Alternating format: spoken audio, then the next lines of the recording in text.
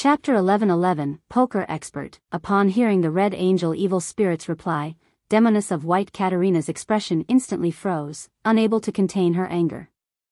Sauron Einhorn Medici laughed and continued, "You must have become a demigod at the end of the fourth epoch. It's been more than 1,000 years, but you haven't become an angel. Don't you feel inferior? As for that fellow just now, he had to rely on Azek Eggers to face you head-on in the beginning. He was as weak as a chick that had just hatched. But now, in less than a year, he has already advanced to Sequence 4 and obtained godhood. He has the ability to match your strength. Don't you have any thoughts about this? Didn't you think that the past 1,000 years were a waste? Even a dog might open the gates to angelhood after living for more than 1,000 years. I know what you're thinking. You're very jealous, and on the other hand, you also have a twisted desire. You want to prove yourself by sleeping with him. You demonesses are really laughable. On the one hand, you insist that you were originally men so as to prevent yourself from losing yourself, thus, resulting in you losing control. On the other hand, you have to showcase the charm of a woman and try your hand at extreme pleasure and intense love. But we hunters have no such problem. Regardless of what gender we were in the beginning, all we need to do in the future is war, war, war. Primordial really is a twisted fellow. Letting a pure woman take the path of a demoness would be so much better. However, generation after generation, you pass the damage down. And for what? Isn't the main goal merely to seek revenge on fate? Every word of the Red Angel Evil Spirit was like an arrow that stabbed into the heart of the Demoness of White. It made her beautiful and exquisite face twitch, and her smooth, raven-black, long hair seemed to grow thicker. Sauron Einhorn Medici glanced at Katarina and immediately chortled. Don't tell me that you're losing control because of my provocation? What a nostalgic feeling. The Red Angel Evil Spirit paused for a moment before saying, "You can leave now. If there's anything, then remember to recite my honorific name. Of course, I will come to you directly if I have to." Demoness of White Katarina's expression returned to normal. She frowned slightly and asked in disbelief, "You're letting me leave, just like that?" The Red Angel Evil Spirit chuckled. "Why? Do you want to sleep with me? It's not impossible if the timing is right, but there's something very important that needs to be done right now. Don't worry. Since you've already recited my honorific name and given me a drop of your blood, you'll be under my watch, and you can be affected by me at any moment. Have you already forgotten the differences between an angel and a saint? Don't you know how powerful a real high-level figure is? Heh, unless you directly pray to Primordial and receive a response, otherwise, you'll never be able to free yourself from my gaze. Well, in normal circumstances, an angel can do such a thing, but that's only limited to the situation of you only chanting my honorific name. If you don't believe me, I'll let you seek the help of an angel." Demoness of White Katarina listened with a gloomy expression before finally smiling. "I'll keep your teachings in mind, Lord Medici." Sauron Einhorn Medici's eyebrows twitched. "You don't seem so compliant. I can even imagine how you were when you faced Gehrman Sparrow, but I don't care. I forgot to tell you. It's best if you immediately confirm the condition of your bloodline descendants. Don't you find it suspicious that Gehrman Sparrow managed to find you so easily?" Katarina's face turned slightly pale, but then it grew serious. She slowly nodded and said, "I understand." With that said, she immediately retreated and entered the glass window again. It was unknown where she was headed for in the illusory, stacked mirror world. With the Demoness of White disappearing, a bloody gash suddenly appeared on the left side of the Red Angel Evil Spirit's left cheek and made a sound. What an excellent actress. She made it seem like she wasn't good at controlling her expression, showing her restlessness and lack of intelligence as though it was easy for her ulterior motives to be discovered. That's right. That way, there's a high chance that we would belittle her and let our guard down against her. The Red Angel Evil Spirit's right cheek also cracked open in a hideous manner. Tisk, demonesses are indeed very cunning. However, I've never underestimated any prey. The Red Angel Evil Spirit used his normal mouth to say, She wants to desensitize me and make me belittle her, but it's impossible. The bloody gash on his left cheek opened and closed and replied, "Then why were you captured by a Lista tutor?" "That's because of the two of you." The personality that belonged to Medici pouted and said, "It had nothing to do with belittlement and desensitization."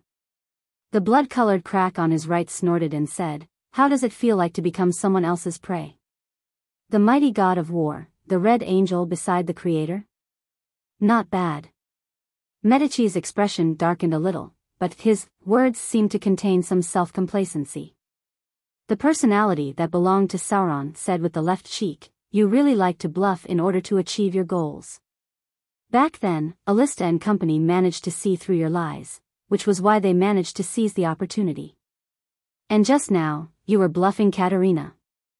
You're only capable of releasing your aura, relying on traps and surprise attacks to bring about a certain amount of damage.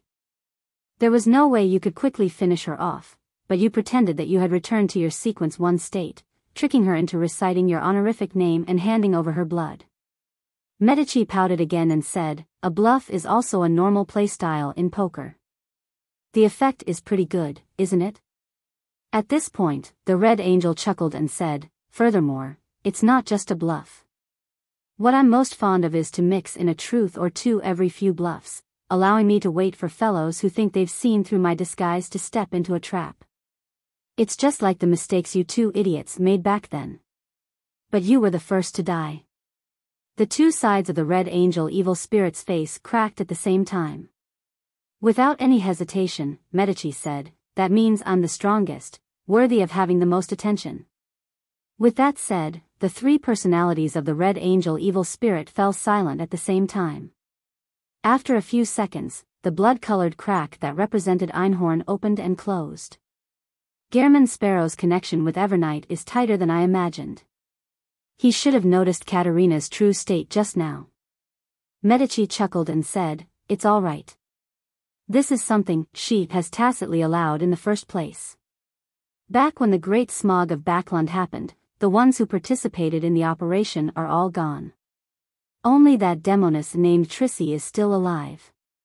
Isn't that enough to explain something?"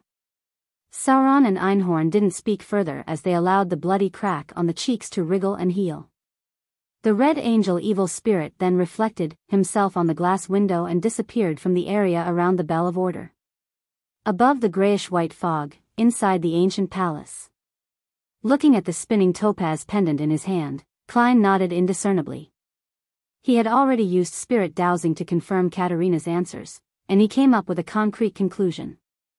Right on the heels of that, he began his dream divination based on what he knew of the 8 secret mausoleums. He saw the corresponding areas and their blurry states. This made him understand that entry was impossible via normal methods. Even the process of prying without interference had difficulties in locating the interior of the mausoleums. This is very troublesome. Also, when I was channeling the demoness of White Girl's spirit, it was quite different from the time when I did it for Kona's Kilgore and Vin Rambus. She had too many expressions, and her answer was more proactive. Is this something special about demonesses, or is it due to other factors? With a thought, he beckoned with his hand to draw out a piece of paper that was stained with Vice Admiral Ailment's blood. He wrote down the corresponding sentence and made a dream divination to search for his target. In the blurry world, Klein saw Tracy, who had escaped from her spider webs, looking out the window. There was a dark and illusory storm around there, making it impossible for him to know where it was. Tracy has escaped. She doesn't look sad. She only feels a certain amount of anger and confusion. Her relationship with the demoness of white is so terrible. Or could it be? Just as he was feeling puzzled, he saw a black flame suddenly ignite and melt his dream away.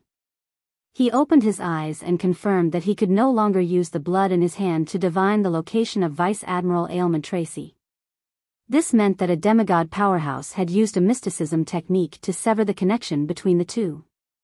Could it be that the demoness of White Katerina isn't dead yet? Right, when the Red Angel evil spirit answered me, he was using rhetorical questions. He didn't admit it at all. I was channeling the spirit of a living person. Klein was instantly enlightened as he hurriedly made another divination. Finally, he confirmed that the demoness of white really was still alive. Indeed, the Red Angel evil spirit's true target isn't the demoness of white. Also, combined with the feedback from the progress of my potion's digestion, is it right for me to say that the Red Angel evil spirit is weaker than I imagined? He hasn't even recovered to the level of Sequence 2, and he was unable to quickly finish off the demoness of white. He could only rely on other means to subdue her? After pondering for a moment, Klein realized he couldn't come to a conclusion. He quickly reined in his thoughts and stopped considering the problem. This was because he had already obtained the information he needed from Demoness of White Katerina. Klein put down the piece of paper that was stained with Vice Admiral Ailment's blood and suddenly chuckled. Severing the connection between the blood and the body, preventing powers of divination and prophecy from using it as a medium? I wonder if it will work when rubbing it on the surface of Grozelle's travels? After looking at the piece of paper for a few seconds, Klein temporarily gave up on the idea of testing it, because there was no need for it. His focus quickly shifted to the other 8 mausoleums of George III. Ordinary lines of thought shouldn't work. The things that I can come up with are definitely things that the angels and saints under George III can figure out as well. If it wasn't for the fact that the gods have already tacitly allowed this matter, exposing this matter by printing it on flyers might have been effective. Teleportation nexus, the Tudor ruins. This. As he thought about it, a thought suddenly came to his mind. He had an idea. Chapter 11-12 Traveling Notebook Lord of the Mysteries in the magnificent palace above the grey fog, Klein stretched out his right hand and tapped the edge of the long, mottled table as he muttered silently, "The 5 large family clans of the Tudor dynasty are Ammon, Abraham, Antigonus, Jacob, and Tamara. The one who helped Alista Tudor become Blood Emperor were the kings of angels, Adam, Ammon, and Abraham. Can it be inferred that, during the time of the Tudor Trunsoist United Empire, there were the consuls, Ammon and Abraham standing beside Alista? If that's the case, Blood Emperor Alista Tudor didn't have plans on switching paths in the beginning. When he secretly constructed the mausoleums, he likely would have sought the help of one or more of the following: Ammon, Abraham, and Antigonus. As for Bethel Abraham, he's Mr. Door, and he grasps the apprentice pathway. When it comes to teleportation, even a true deity might not be as good as him. So, could the teleportation nexus in the Tudor ruins be set up by Bethel Abraham? There's a high chance of that. Yes, only important figures like Mr. Door can enter and exit a secret ruin at such a level. Even my divination above the grey fog is unable to pinpoint its location. Likewise, it's difficult for an angel who wields concealment to enter it directly. Amidst his thoughts, Klein was leaning more and more towards his own guess being closer to that of reality. I wonder if Mr. Door left behind any relevant information to provide accurate coordinates or methods of entry? This would require Miss Magician to ask her teacher again. Sigh, I really hope that Miss Magician can become a traveler as soon as possible. That way, she wouldn't need to rely on writing letters to contact her teacher. She could teleport over directly. Yes, she can do it now, but the act of being able to record so many traveling spells would scare her teacher and arouse suspicion. It's really troublesome. If there are no records left behind by the Abraham family, do I have to attempt to converse with Mr. Door? Not only is this troublesome, but it's also dangerous. Most importantly, Miss Magician isn't even Sequence 5 yet. She hasn't been able to clearly hear, much less respond to Mr. Door. It's impossible for me to turn her into my marionette or descend onto her body. Early on, Klein had seriously considered communicating with Mr. Door through Miss Magician when he first pulled her above the grey fog. Later, after he came to learn more, he grew increasingly apprehensive about the idea, and he didn't dare take the risk. Furthermore, the level he was at now lacked the measures that spelled sufficiency and security. As his thoughts churned, he suddenly sighed and said a word: patience, at sea, on an island with relatively high pirate activity. Furs raised her glass and took a sip of the transparent and colorless liquid in anticipation. Her face scrunched up as if she had tasted something hard to swallow. Pfft, isn't this Lanty-proof too inferior? Why are they having so much fun drinking this? Furs put down her cup, raised her right hand, and fanned her mouth. She softly muttered, apart from the alcohol content, it doesn't have any other strengths. Oh right, it's also cheap. After drinking a mouthful of cold water from another cup, Furs picked up a fountain pen and wrote in a rather poor quality notebook. The pirates here are only in pursuit of strong liquor while keeping an eye on the price. To them, being drunk is more important than anything else. 3 pirate friends that I know have told me that this port city was built by them. At first, they only docked their ships here to hide their loot and settle their families. Later on, the bankrupt, adventurers, and tax fugitives came to this place and settled down. They also plowed the lands on the island and built houses. Finally, an entrepot market was formed, and the merchants at sea swarmed over like sharks smelling blood. At this point, Furs looked up at the 3 pirates curled up in a corner. Do you have anything else to say? The 3 burly pirates trembled at the same time and said with a mournful expression, no, really. We have nothing. I have to say that it feels pretty good to imitate Mr. World's attitude when it comes to dealing with pirates. Furs sighed and shook her head. She retracted her gaze and continued writing. There's a liberal mood here. If the women are interested in any man, they can, like the men, offer a price. Similarly, it works when a man catches the eye of another man, or when a woman catches the eye of another woman. According to my 3 pirate friends, due to the long periods of repression and boredom while drifting out at sea, it's inevitable for some people to experiment with certain forbidden taboos. In this aspect, they've been very honest and even described their experiences. In addition, they informed me of things that I never dared believed. Pirates actually advocate the concept of democracy and justice. This has completely overturned my understanding. But on careful thought, it doesn't seem difficult to understand. At least they didn't say that they were pursuing justice. The explanation from my 3 pirate friends is that when a person with his weapons doesn't have absolute, overwhelming strength, it's always the case of there being tyranny from the majority on a pirate ship. Furthermore, a large ship requires a lot of people to run it. When these factors are combined, it makes the pirate crew very particular about democracy. There will always be a captain who will be voted by his or her crew now and then to be banished or even killed. I believe that if a captain possesses absolute strength, the pirate crew would definitely develop another style of governance. At this point, Furs looked out the window again and saw that, under the blue sky and white clouds, buildings made of wood and rocks formed a dense circle around a market. From time to time, she could see a few children in tattered clothes skipping past. Upon hearing the extremely lively commotion, Furs wrote again, there's no urban planning here at all. Everyone casually builds their houses and expands their borders. As a result, many roads only allow for one person to walk through. There's no sunlight at all. My first reaction is that once a fire breaks out, the outcome will be extremely terrifying. Backland once had a similar tragedy.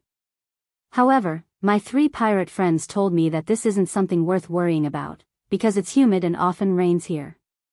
People with special powers never keep it under wraps. This place is still under the influence of war.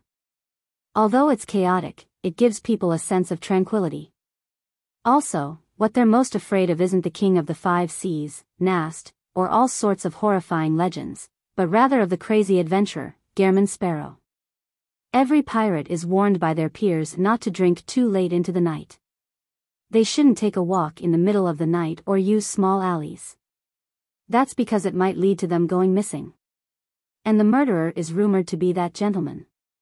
Is this a form of hunting? As she wrote, Furz's expression gradually turned solemn. She hurriedly pulled out another stack of paper and added on the content. There's a unique coldness that wafts through the hospital at night, and the darkness outside the window is much thicker than other places.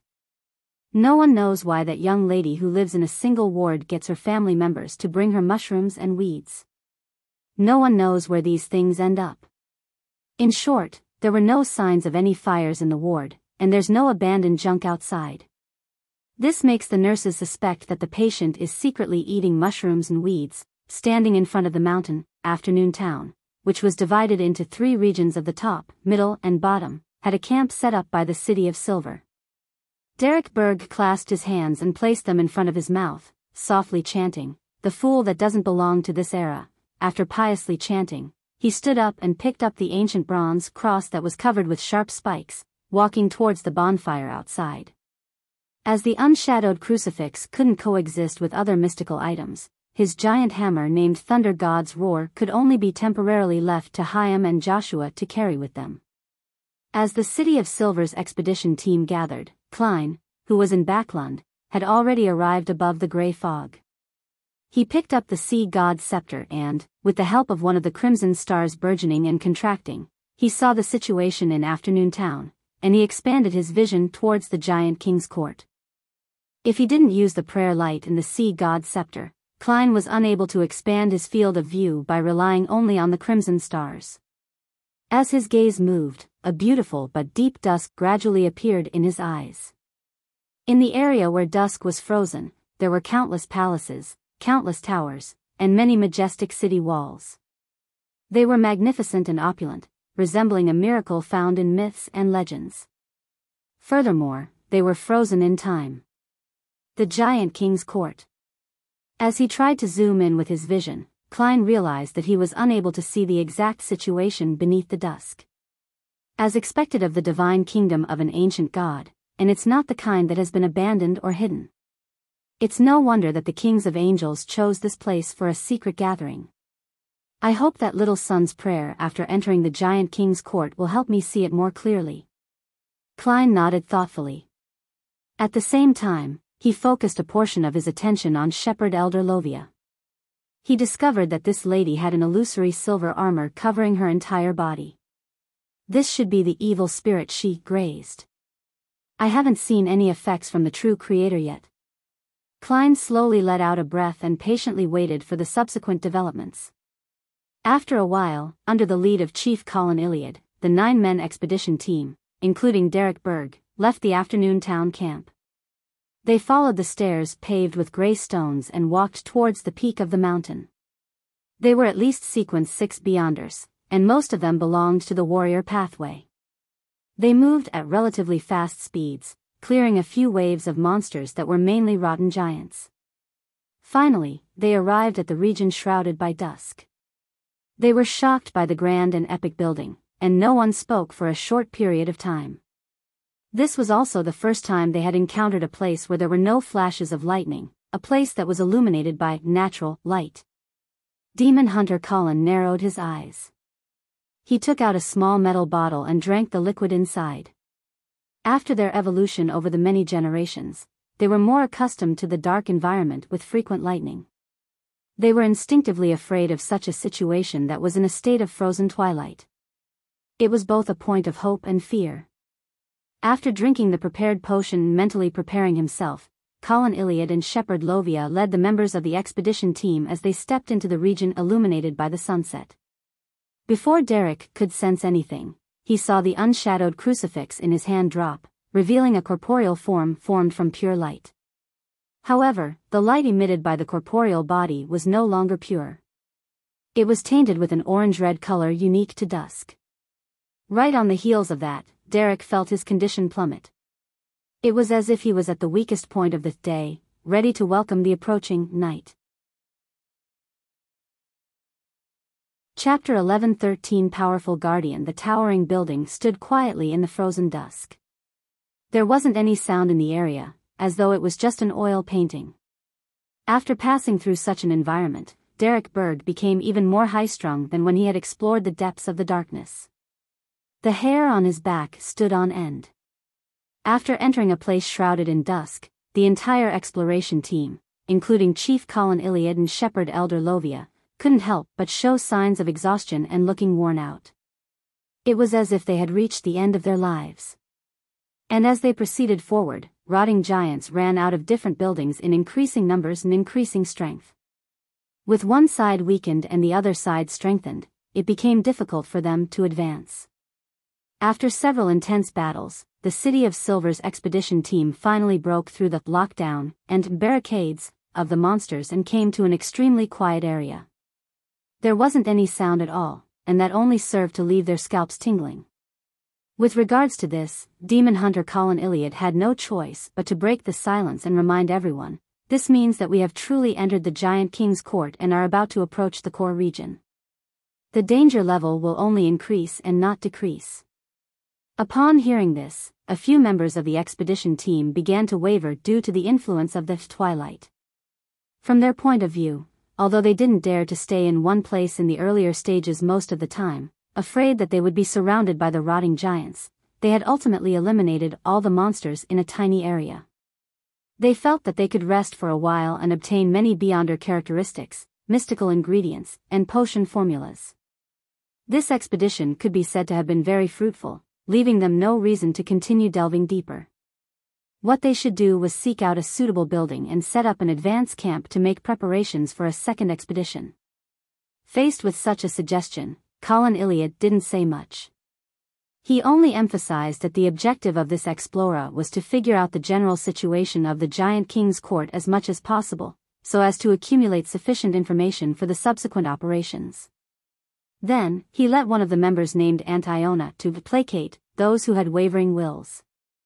As the shepherd elder Lovia also supported the chief, a small number of the members of the expedition team quickly adjusted their mindset and quietly followed the chief forward. After a while, they saw a huge stone staircase. It was entirely grayish-white, but it was dyed with an orange-yellow glow. It was gorgeous and silent. Every step of the staircase was relatively high. If it were any ordinary human, they would definitely find it very difficult to walk. Fortunately, the shortest member of the expedition team, Elder Lovia, was nearly 1.9 meters tall, and she could muster strong winds. On the huge staircase, it was so majestic that one had to look up to see the city walls at the top. There were many signs of burn marks and damage on the walls, and some places were impaled with arrows that were as thick as ordinary trees. The several-meter-long arrows had even caused some rocks to crumble. In the middle of the city wall was a door that was tens of meters tall.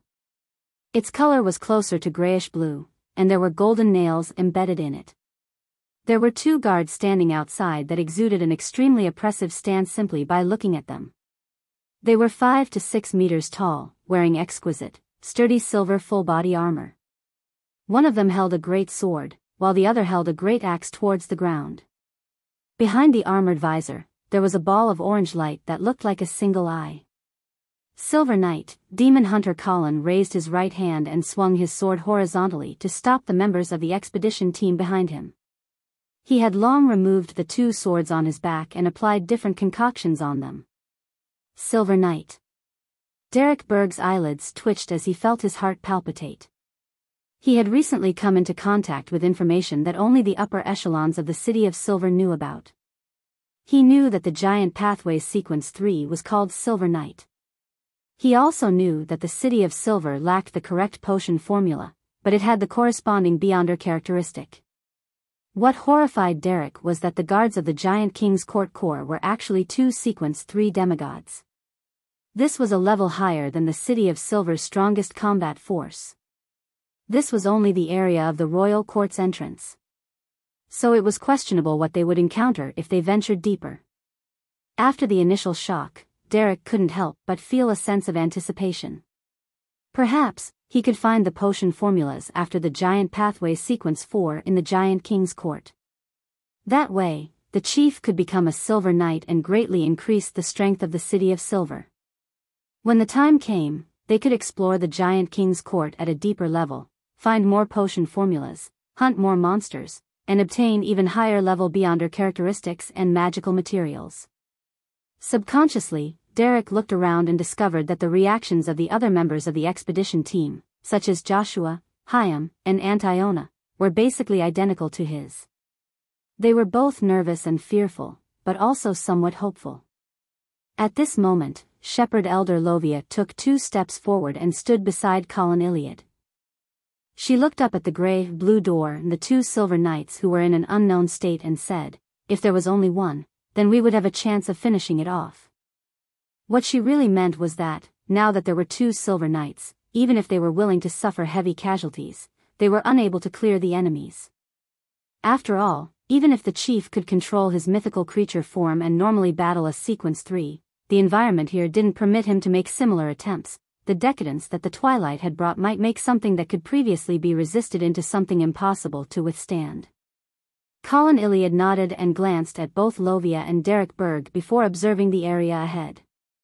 From the looks of it, as long as we don't get close to that door, the two guards won't attack us.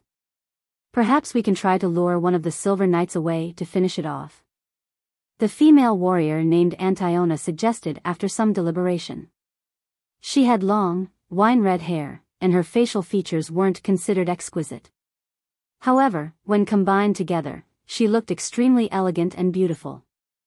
In this expedition, her main mission was to rely on a sealed artifact she wielded to treat her teammates' psychological problems and fight against enemies of the psyche domain. Her exact thoughts were to wait for the members to lure one of the Silver Knights away before using the terrain and their combined efforts. As for the chief and Elder Lovia, they could work together to deal with the remaining one as soon as possible. This was a textbook solution that the City of Silver had used in situations they had encountered. Even if there's only one Silver Knight, it will be very difficult. Furthermore, there's no guarantee that the Silver Knight you lure away won't directly reveal its mythical creature form. Demon Hunter Colin firmly rejected her suggestion. Ignoring the fact that the Silver Knight had powerful beyonder powers, as long as it revealed its mythical creature form, most of the members of the City of Silver's expedition team wouldn't be able to look at it directly and would be affected. There was no way they could run circles with it. Without waiting for the rest of the team members to speak, Colin Iliad looked back and said, "Let's take another path." Derek found some information in the World of Reflections in Afternoon Town. It recorded a tunnel behind the Giant King's court. Shepherd Elder Lovia cast her gaze on Derek Berg. She was indifferent, calm, and without any emotions. Derek subconsciously raised the unshadowed crucifix higher, restraining his indescribable shivers. "All right." Lovia agreed with Colin Iliad's suggestion. Hence, the expedition team retreated from the huge stone staircase and headed left. Before long, they saw a rugged trail. On the right was a towering cliff, and on the left was a bottomless chasm that was tainted with the glow of the sunset. Of course, it was only a trail for giants. To the members of the City of Silver's expedition team, it was still relatively spacious. As they proceeded forward, Derek and company's spiritual perception were triggered as they subconsciously looked to the side. At the edge of the cliff, grayish-blue swollen palms stretched out from the orange clouds and grabbed onto the ground. They were densely packed and difficult to count. If they were all giants, even if they were sequence 7 or 6 giants, they were able to destroy the City of Silver's expedition team here relying on sheer numbers. Just as Colin Iliad was about to swing his sword, Derek suddenly had a strange, subtle feeling. He quickly raised the unshadowed crucifix higher and pressed one of his fingers onto a particular thorn, causing bright red blood to seep out. The pure cross emitted a bright twilight glow as though it had returned to the state of noon. They surged towards the edge of the cliff, enveloping the gray-blue giants that attempted to climb up. The giants froze at the same time as their bodies began to fade, quickly melting away. They weren't real giants, but that of wraith and shadows left behind after the tragic deaths of those giants. Therefore, the unshadowed crucifix had sensed them. It was a saint-level sealed artifact of the Sun Domain, the nemesis of wraiths, shadows, and evil spirits. After easily killing these monsters, the City of Silver's expedition team warily continued proceeding forward. After a while, they finally circled around the mountain wall and cliff and saw a dark forest. In the forest, the trees were tens of meters tall and were extremely thick. However, their barks were peeling off, and the trunks rotting. The leaves were withered, giving the feeling that they were waning. The leaves were supposed to be entangled together, but they formed a barricade in midair, blocking the light of dusk, darkening its interior. But at that moment, due to the large number of collapsed and fallen trees, the orange-red glow had already scattered across most of the areas within the forest that were visible with the naked eye. Derek looked ahead and silently calculated how much longer he could use the unshadowed crucifix. He said to the chief and his teammates, "This is the waning forest where the ancestors of the giants are buried." In other words, the giant king's parents. Colin Iliad stared at the forest and said, "It has already been destroyed. Even if there are still remnants of danger, it won't be too powerful. We can try exploring it." "Yes, Your Excellency," Derek replied without hesitation. "My cross can deal with the environment here. I'll walk in front." He remembered that Mr. World had reminded him that there might be some kind of corruption lurking in the forest, and that the unshadowed crucifix could provide him with an effective warning. The grizzled Colin nodded gently and said, "Be careful of your surroundings." Derek took a silent breath and took a large stride forward and walked towards the waning forest. At the same time, he used the convenience of walking ahead to softly recite Mr. Fool's honorific name. Then, Klein, whose gaze that had been blocked by the dusk and had been disconnected for some time, could finally see the actual situation. However, he was unable to significantly expand his range of sight. Chapter 11:14 The Remnant. The forest that should have been engulfed in darkness and in decline was filled with the orange-red light of dusk. The light was intense and burned like fire, but it couldn't help but carry a sense of brilliance with it that couldn't be ignored. With the unshadowed crucifix that seemed like pure light condensating in his hand, Derek Berg slowly walked ahead. The grizzled demon hunter Colin, who was walking behind him to the left, held two straight swords in his hand. Hyam, who was walking behind him to the right, held the Thunder God's roar hammer. This 2-meter-tall half-giant was prepared to switch the hammer for the sealed artifact with Derek at any time. The radiance emitted by the unshadowed crucifix became increasingly dim, as though the sun had already set in the horizon, leaving only a sliver of golden light. Of course, no one from the City of Silver had ever seen such a scene before. They could only use the descriptions from ancient literature to imagine it. Similarly, this was the first time they understood what a sunset meant. Whoosh! As the exploration team ventured deeper, a wind began to blow in the nearly frozen waning forest. It was as if countless living beings were weeping deep within the forest. However, Derek and company didn't feel any effects of the wind. Whoosh! The sound of the wind intensified, making his heart tremble. Derek suddenly felt a chill run down his neck, causing his hair to stand on end. His body and mind turned cold. Generally speaking, it was human instinct to shrink their necks, raise their arms, and defend their backs at such moments in time. They would then half-turn their bodies, observe the situation, and be ready to attack. However, Derek didn't do so, because in a dangerous environment, rashness would often result in terrible situations. Furthermore, he had the chief and his teammate behind him. He had full faith in them that they would react in time, thus, he had handed his life to them. With a swoosh, a silvery white blade wrapped by a small snake-like electric bolt flew across the side of Derek's neck, vaporizing a blurry and twisted figure into the light of dusk. At the same time, the unshadowed crucifix was triggered by something. It suddenly broke out of its gloomy and dim state, making the light it emitted to once again become bright and pure. Dawn seemed to come to the surrounding area immediately as indescribable black shadows began to show themselves in the light of dawn before quickly melting away. After everything calmed down, Derek looked ahead and asked curiously, "What are these?" "They don't look like wraiths, shadows, or evil spirits," Demon Hunter Colin surveyed the area and slowly said, "A remnant aura of some sort. They seem to have combined with the power of dusk, causing a certain anomaly.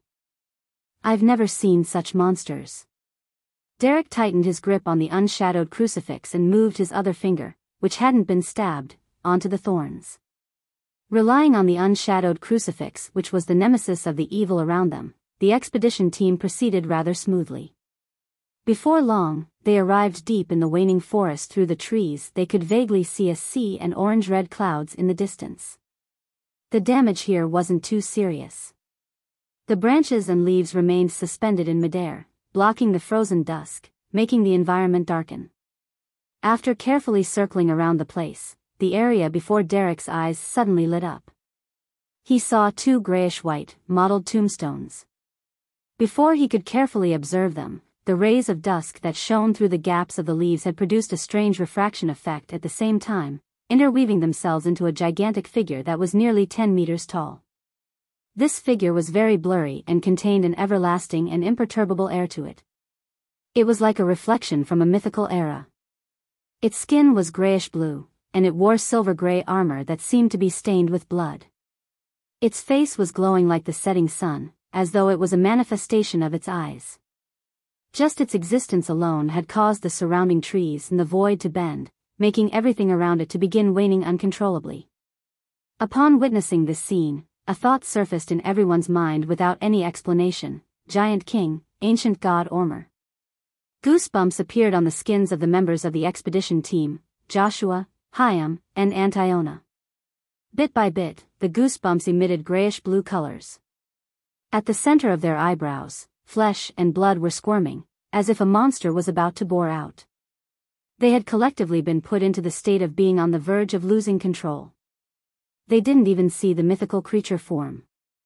Merely approaching the figure had led to signs of losing control as the severity of it increased. Derek Berg was relatively alright because the pure light of the unshadowed crucifix had enveloped him, giving him a warm feeling, allowing him to temporarily withstand the waning effect. At this moment, Colin Iliad had already bent down. He held two swords that were smeared with ointment, and he ran towards that terrifying figure like a hurricane at high speeds. However, this demon hunter didn't charge in a straight line. His footwork was ingenious as he moved left and right, approaching his enemy in a zigzag-like manner. The gigantic figure that stood in the twilight looked at everything with its sunset-like eyes. It seemed emotionless, like a statue carved out of stone. Suddenly, the glow on its face flashed. It then bent down and heavily pounded its fists on the ground. Boom! The ground shook violently as a fissure opened up. It made Derek and the others lose their balance as they staggered and almost fell. As for Demon Hunter Colin, he had leaped up ahead of time to a height of more than 10 meters, and he cleaved downward with his two swords in a domineering manner. At that moment, the figure that seemed to come from a mythical legend pulled out an illusory sword from the fissure in the ground. The giant sword that seemed like a manifestation of dusk itself was suddenly swung forward. The orange-red storm of light suddenly took form and swept towards Demon Hunter Colin, as well as Derek and company who were right behind him. Wherever the light passed, the trees would wither and the soil would turn to sand. Everything began waning in an irreversible manner as a path was drawn out. Boom! The twilight storm was blocked by invisible walls, causing the forest to shake. At some point in time, Shepherd Elder Lovia had appeared beside Derek. In front of him was a tall and illusory figure covered in silver armor. The figure with a dark red glow near its eyes genuflected and stabbed an illusory greatsword into the ground, creating an unusually strong and invisible wall. Bam! At this moment, Demon Hunter Colin's two swords slashed at the nearly 10-meter-tall figure that possessed the aura of an ancient god, sending off countless sparks. The silver-white figure didn't suffer any damage. The silver-gray armor that was covered in blood spots only dimmed a little. With the force of the rebound, Colin once again soared up. He flipped in midair and launched his attack again. In the waning domain, he didn't dare release his mythical creature form, because it was very likely that there was no way of reversing it. Seeing that the phantom that stemmed from a mythical legend had been blocked, Derek hurriedly followed the sudden tremor and heat from the unshadowed crucifix in his palm, and he pressed his finger against a spike. His blood surged into the cross along with the pain. A vigorous and bright light churned out, flying into the air and turning downwards, instantly enveloping the figure in silver-gray armor. His eyes were like a miniature setting sun. In the holy, solemn, and pure light, the gigantic and illusory figure stopped moving, as if it had encountered its natural enemy, and the silver-gray armor that was tainted with the light of dusk began to melt. Seizing this opportunity, the evil spirit knight in front of Shepherd Elder Lovia pulled out the illusory greatsword from the ground. With several silver rifts that oscillated between disappearing and reappearing, they instantly struck the enemy. Demon Hunter Colin's two swords cleaved downward, as though they were emitting rays of the light of dawn that enveloped the head of the ancient figure. Joshua, Hyam, and the others didn't hesitate to unleash their strongest attacks. After 3 rounds, the illusory figure that seemed to have transmigrated from time had finally begun to crumble, being reduced to burning orange dots of light. When Demon Hunter Colin landed on the ground, he deliberated and said, "That should have been the remnants of the Giant King's will to protect this area. After many years of melding with the environment, it has a certain degree of strength and a form. It's a type of evil spirit. What secrets are hidden here?" Upon hearing the chief's words, everyone cast their gazes forward, towards the place where the terrifying phantom had barred their way. The atmosphere was rather heavy. Fortunately, it was only an evil spirit that was restrained by the unshadowed crucifix. It was just a tiny portion of its remnant will and had almost no strength left. After thousands of years, it's still as terrifying as ever. What would a real ancient god be like? Why would he have such a strong will to protect this? Is it because it's where his parents are buried? As Derek heaved a sigh of relief, he followed the chief and company towards the tomb while being plagued with puzzlement and curiosity. Phew. There's no need for me to do anything. I have to say, this unshadowed crucifix really is very useful in the Giant King's court. It's so good that I'm wondering if it's Adam's goal. Above the grey fog, Klein heaved a sigh of relief and lowered the sea god's scepter that had been raised higher. He then cast his gaze at the place where the Giant King's remnant will had continued protecting for over thousands of years. The first thing he saw was 2 ancient modeled tombstones. On them were the words "Father" and "Mother" in Jotun. They contained a mysteriousness that could stir the powers of nature. It allowed one to directly feel the mixed emotions of nostalgia, sadness, pain, and guilt without realizing that they were infected and making them feel depressed. Behind the stone pillar was a grave, but it had already been destroyed, revealing 2 black coffins underneath. It was unknown who had opened the lids of the coffins, as though a confirmation had been made. This made the 2 grayish-white skeletons lying inside become bathed in the light that penetrated through the leaves, dyeing them with an orange-red color that resembled blood. These 2 skeletons had the shape of humans. One was less than 9 meters tall, while the other was less than 8 meters tall. Chapter 11:15 Inside the King's Cour. One of the 2 humanoid skeletons wasn't more than 9 meters tall, while the other was less than 8 meters tall. It looked ordinary, but it delivered an unimaginable blow to Klein, who was above the grey fog. At that moment, it was as though he had returned to the time when he saw the door of light and the cocoons. Although the emotions he felt were different, the shock was almost identical. This isn't the corpse of a giant. This definitely belongs to a human.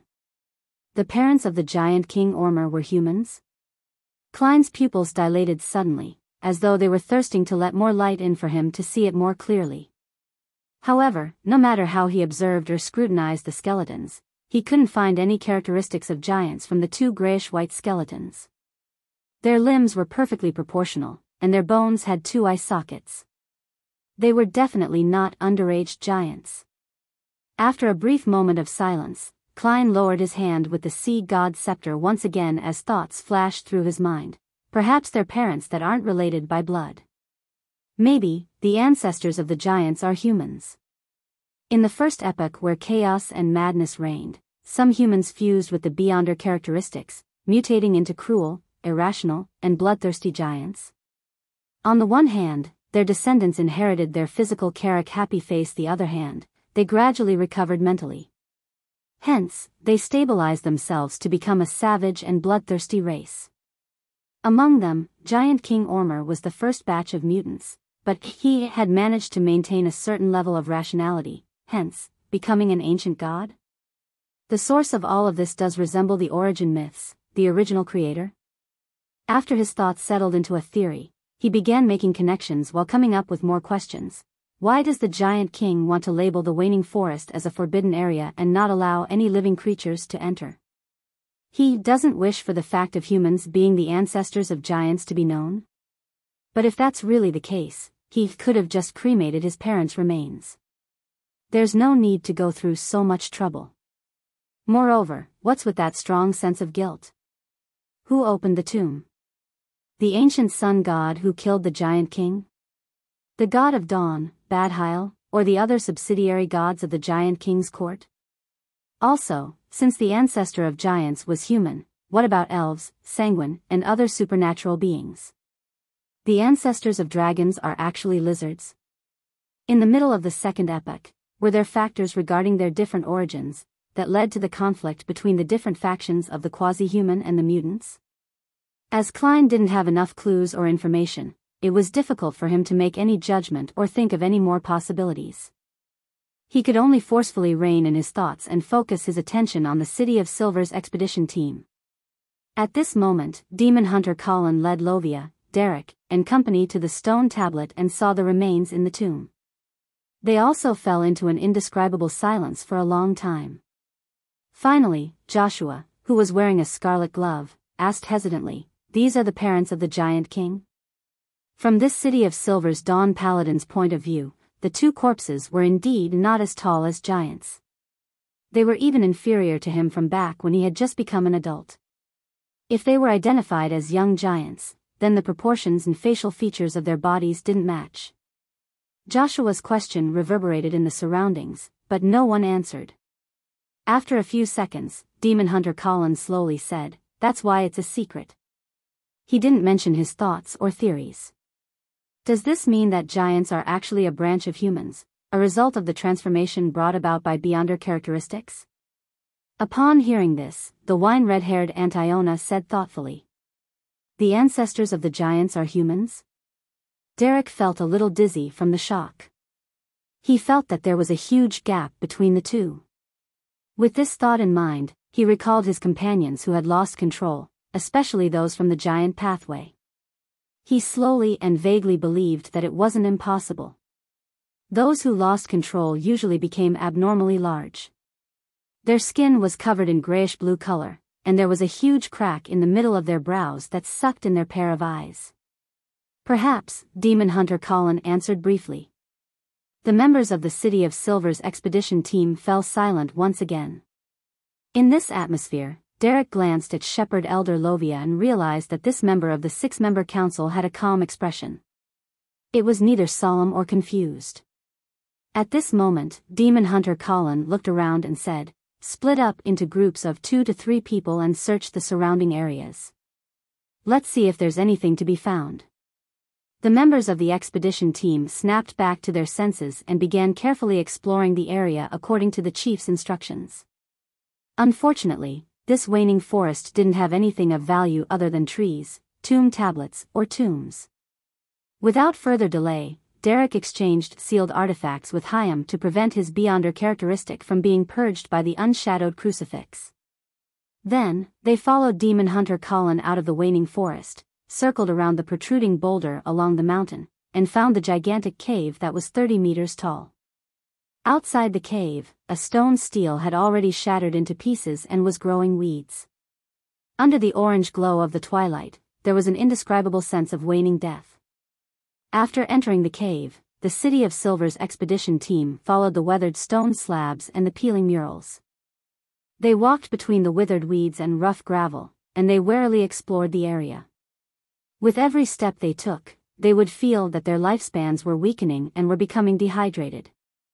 After an unknown period of time, the City of Silver's expedition team finally saw a grayish-blue door which was open. On both sides of the door were pieces of iron-black fragments that seemed to belong to some sort of armor.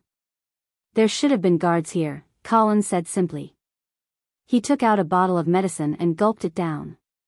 His light blue eyes were quickly tinged with a layer of dark yellow, and 2 complex dark green symbols appeared in his pupils. After carefully observing the grayish-blue door for a while, he nodded and walked into the dark hall. All of them passed through the door and came inside. The hall seemed to be held by an invisible hand as it rose up after a loud thud. More than 10 seconds later, the hall stopped moving. Outside the door, a magnificent palace propped up by stone pillars appeared. It looked like the residence of the guards. Derek subconsciously looked around and swept his gaze across the various items in the hall. He saw 2 murals with ancient characteristics. The main character of a mural was a giant who wore full-body silver armor and emitted an obvious glow. At the location of his eyes, there was a blob condensed from the dawn of light. In the middle of another mural stood a lady dark brown hair. She was a female giant in a long leather skirt. She held a wheat head and fruits and was surrounded by fields ready to be harvested, clear lake waters, fruit-bearing trees, and bright mushrooms. God of Dawn Badhile. Goddess of Harvest Omabella. Derek came to a realization as he nodded slightly. He then retracted his gaze and saw the chief staring at the mural that represented the goddess of harvest. His expression was still as heavy as before. Is the chief hoping that the city of silver would also have a real harvest? As Derek thought, he followed the orders of Shepherd Elder Lovia, forming a team with the others. They then searched for valuable items and checked if there were any hidden passageways. About 7 to 8 minutes later, they gathered together and followed Chief Colin Iliad into the main door of the hall. Colin Iliad stabbed the two swords into the gap between the stone slabs in front of him. He stretched out his hands and pressed them on both sides of the door. With just a bit of force, it opened its mouth with a heavy rumble. The orange and splendid light of dusk silently shone in, allowing the City of Silver's expedition team to see palaces and the numerous towers that delivered a strong visual impact.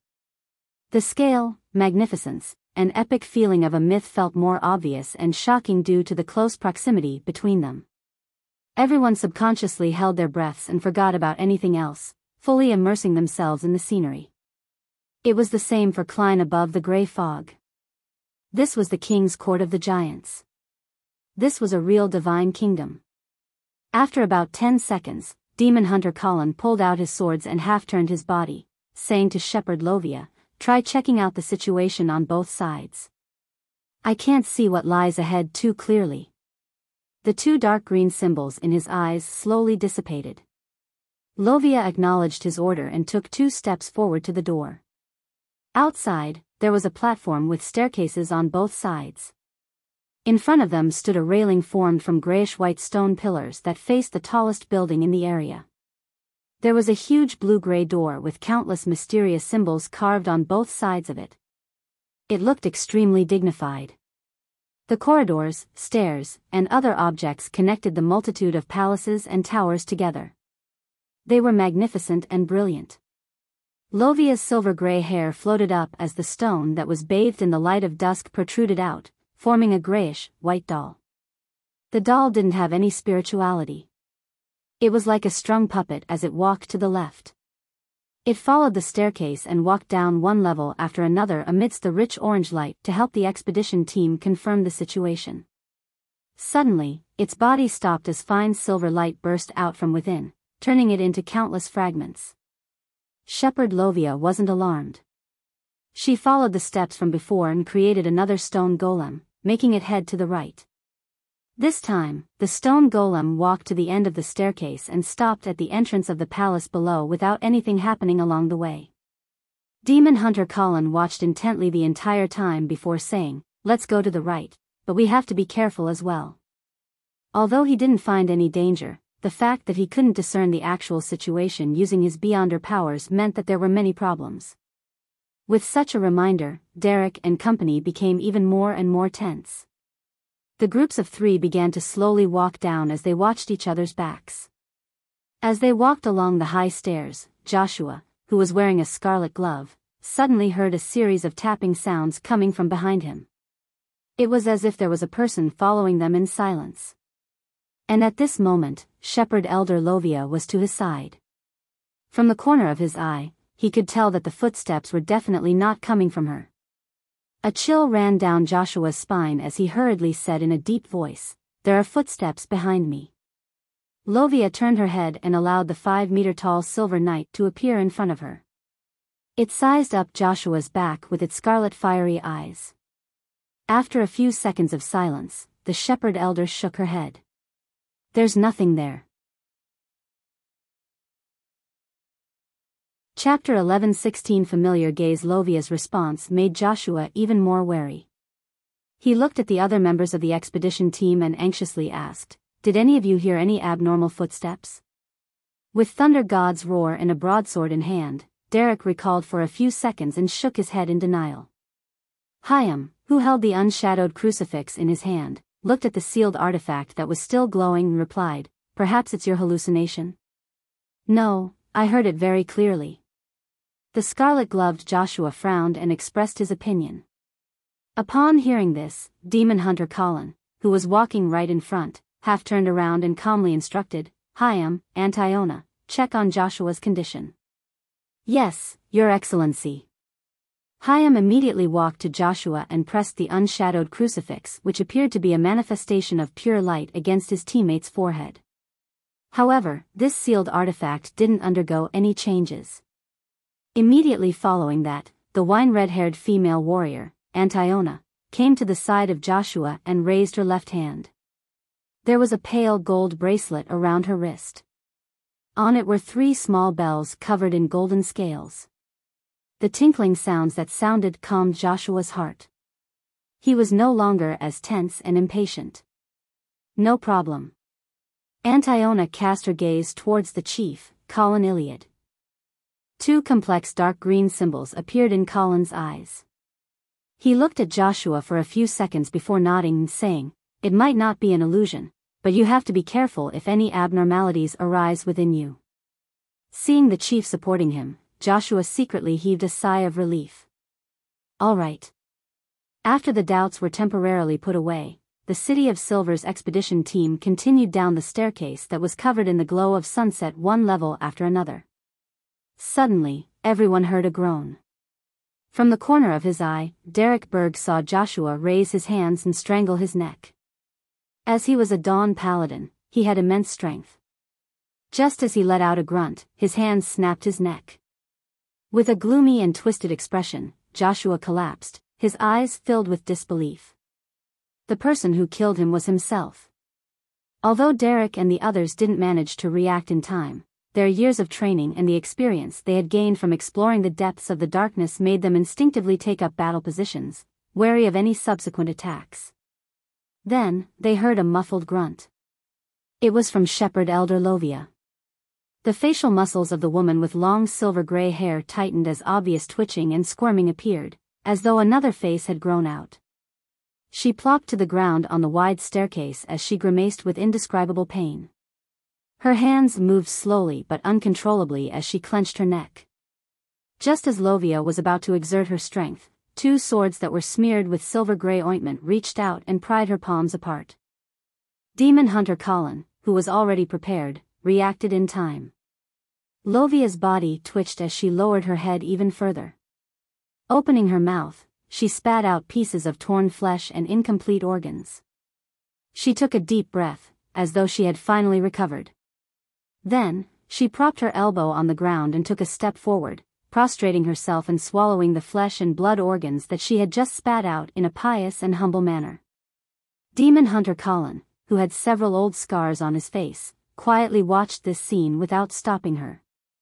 Finally, Lovia looked up and said with her unfocused gray eyes, "It was degeneration. A form of degeneration that everyone has. Do you have a solution?" Colin asked without any change in his tone. Lovia nodded without hesitation. "Yes."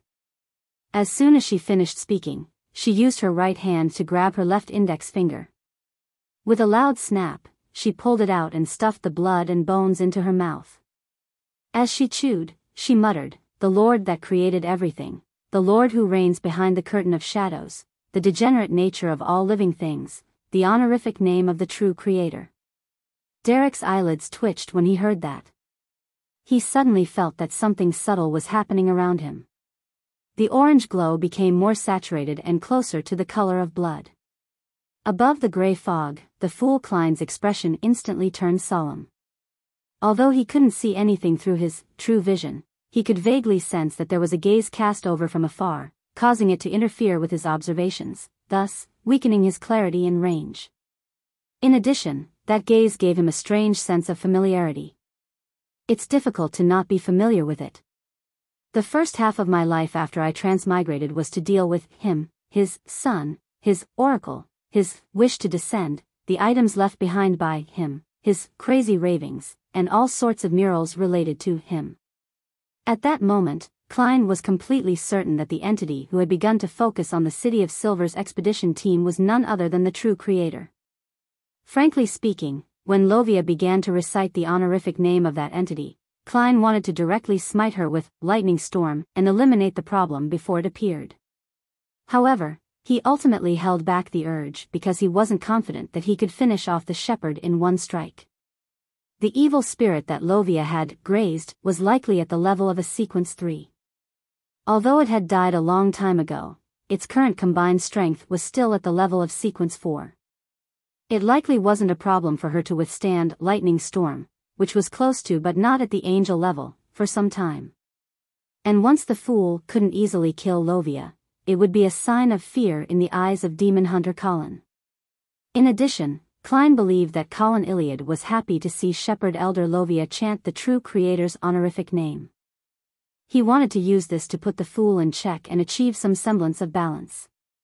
This was actually an act of disrespect in front of deities, making it very easy to anger those great existences, but there was nothing that Colin Iliad could do.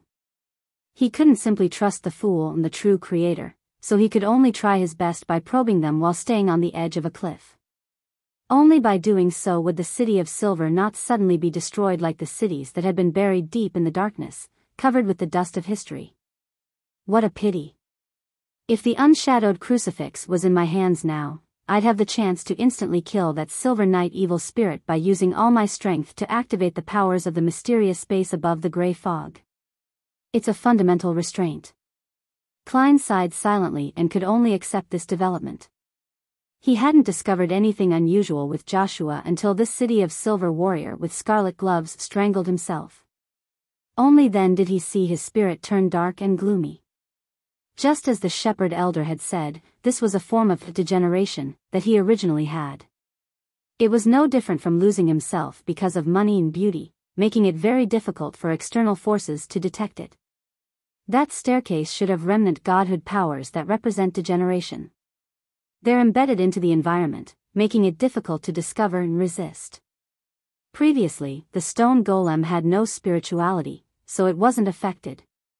From the honorific name, the true creator wields control over degeneration. Just his gaze alone is enough to disperse the corresponding powers. Klein adjusted his mental state and continued to observe the subsequent developments. During this process, he couldn't help but consider a question: was the true creator like him now, watching the movements of the City of Silver's expedition team in his divine kingdom? On Earth, this is called a fellow viewer watching the same live stream. If I were to send gifts, would the true creator gift even more? By making this teasing remark, he tried to ease the nervousness and concern that he felt from having the true creator cast his gaze over. That was a true god. Be it Adam or Amon, they weren't even qualified to be on par with him. At that moment, Shepherd Lovia had already stood up, and her left index finger had also grown back. She looked at Chief Colin Iliad and said, "This region will no longer suffer from degeneration." This meant that the staircase wasn't that dangerous anymore. Normally, the expedition team would ignore Joshua's corpse. Whether they advanced or retreated, they couldn't afford to waste any time. If they stayed in an extremely dangerous area for too long, the other members would have an accident. However, since the 6-member council's elder Lovia used a tone of certainty to indicate that there were no problems nearby, they could rest and deal with it. Derek put down Hyam's broadsword and walked to Joshua's side. After staring for a few seconds, he bent down to pick up his scarlet glove and wore it on his left palm. He still remembered that Joshua was always bragging about the mystical item he had obtained during an expedition. He could also clearly recall that when he left the afternoon town camp, he had said that he would be forced into a marriage after the expedition, with no idea as to who his wife would be. Yet, an hour later, this teammate had turned into a cold corpse. To the people of the City of Silver, this was something that happened frequently. No one cried or broke down. However, there was an emotion that had already seeped into their bones and blood. It was heavy and mixed with grief. They watched as Derek raised his left hand and aimed it at Joshua's corpse. A blazing flame flew out, enveloping the teammate who had been fighting alongside them earlier. After the cremation, Demon Hunter Colin put away the Beyonder characteristic that had seeped out. The rest of the team members grabbed a handful of ashes and placed them into a hidden pocket in their clothes. Amidst the silence, they continued down the stairs and arrived at the bottom of the staircase. There was a towering palace bathed in the glow of dusk. Behind it was a corridor and staircase that led to another area. The palace door was open, and it was pitch black inside. Not a single ray of light could shine inside. Demon Hunter Colin carefully observed for a while before saying, just like in the outside world. What he meant was that the group should use various means to maintain a lit environment and not allow themselves to fall into a state of absolute darkness. Hence, Hyam activated the unshadowed crucifix, allowing it to envelop all of his teammates.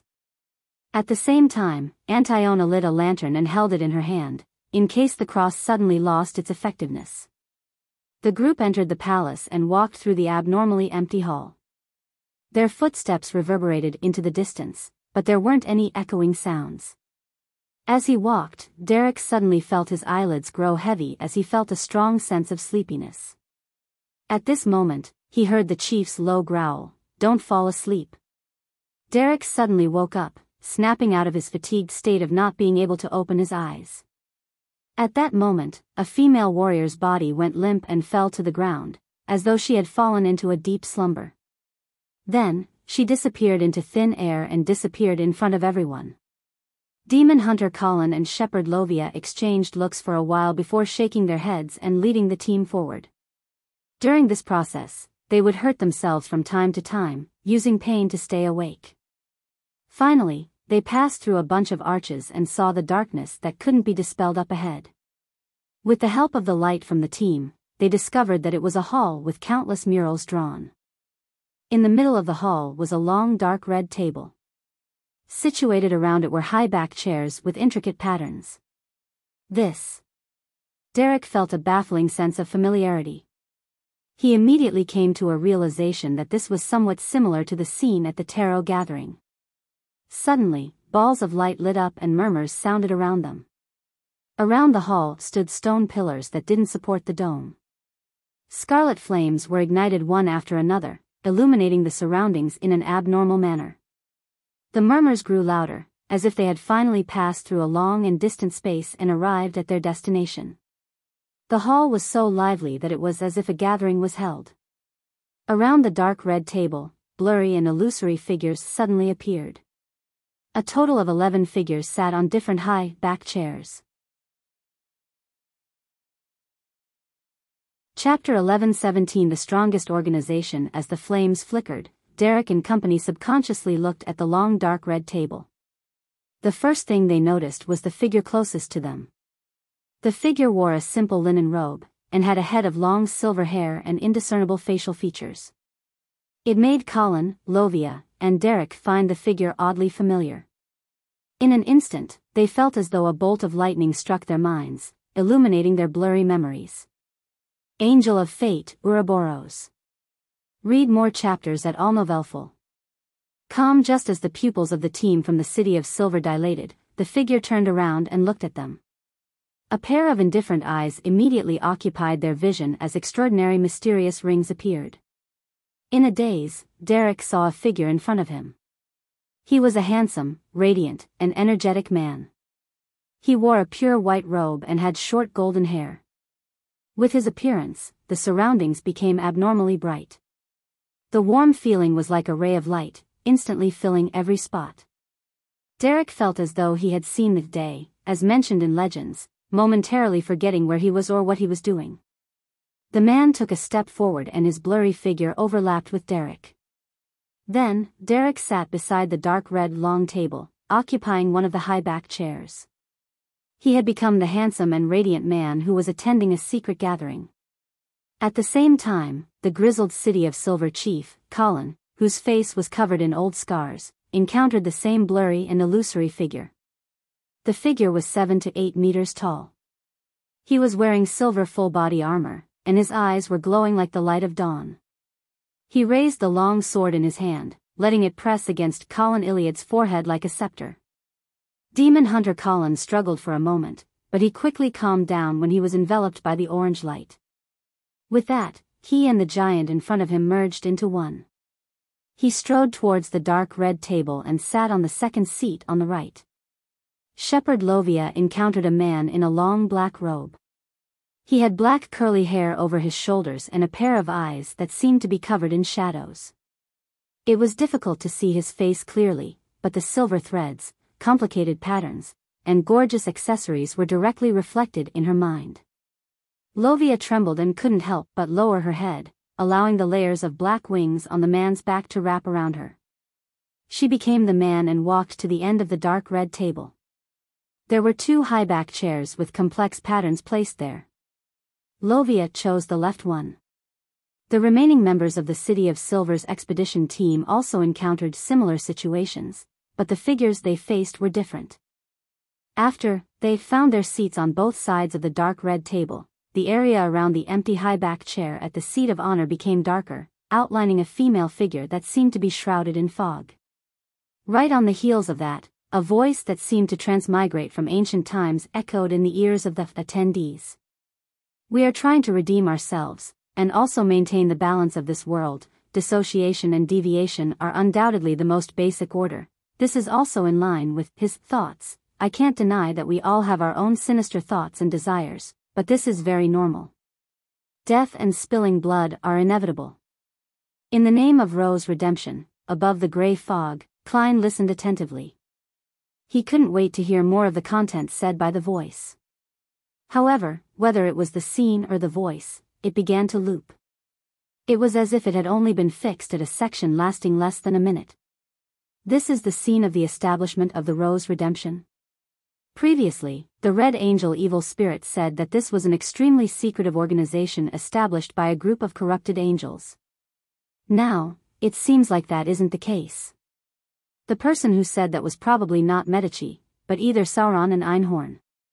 They actually didn't know much about Ro's redemption. Klein mumbled inwardly as he cast his gaze back at the City of Silver team that were repeating the actions like puppets, approaching the table, sitting down, listening, and leaving. When the torches around the hall lit up one after another, Klein had already found something unusual with his true vision. He saw the murals on the wall come alive and rapidly expand, overlapping with the hall. It made the table, chairs, and floor tiles that had been cold for thousands of years warm up once again. It made the figures that had once been in this secret meeting cross the borders of time, reviving, at their fixed seats, allowing the words from the past to reappear. Many of those figures were familiar to Klein. One of them was the Angel of Fate Ouroboros. This king of angels, who was still a member of the Ro's redemption, was the most lifelike among all the illusory figures. Combined with how the scenes were looping, Klein began to suspect the person who left the murals was Tail Devourer Ouroboros. In the previous temple ruins, there were murals left behind by him, likewise for the ruins of the Battle of the Gods. In the Giant King's court, there are similar murals and signs of those powers. I wouldn't believe it if anyone were to say it's not him. Just how much does this king of angels like murals? He draws them wherever he goes. Klein couldn't help but lampoon Ouroboros in his mind. The second figure he noticed was sitting beside the Angel of Fate Ouroboros. He was dressed in black armor that seemed to be splashed with blood.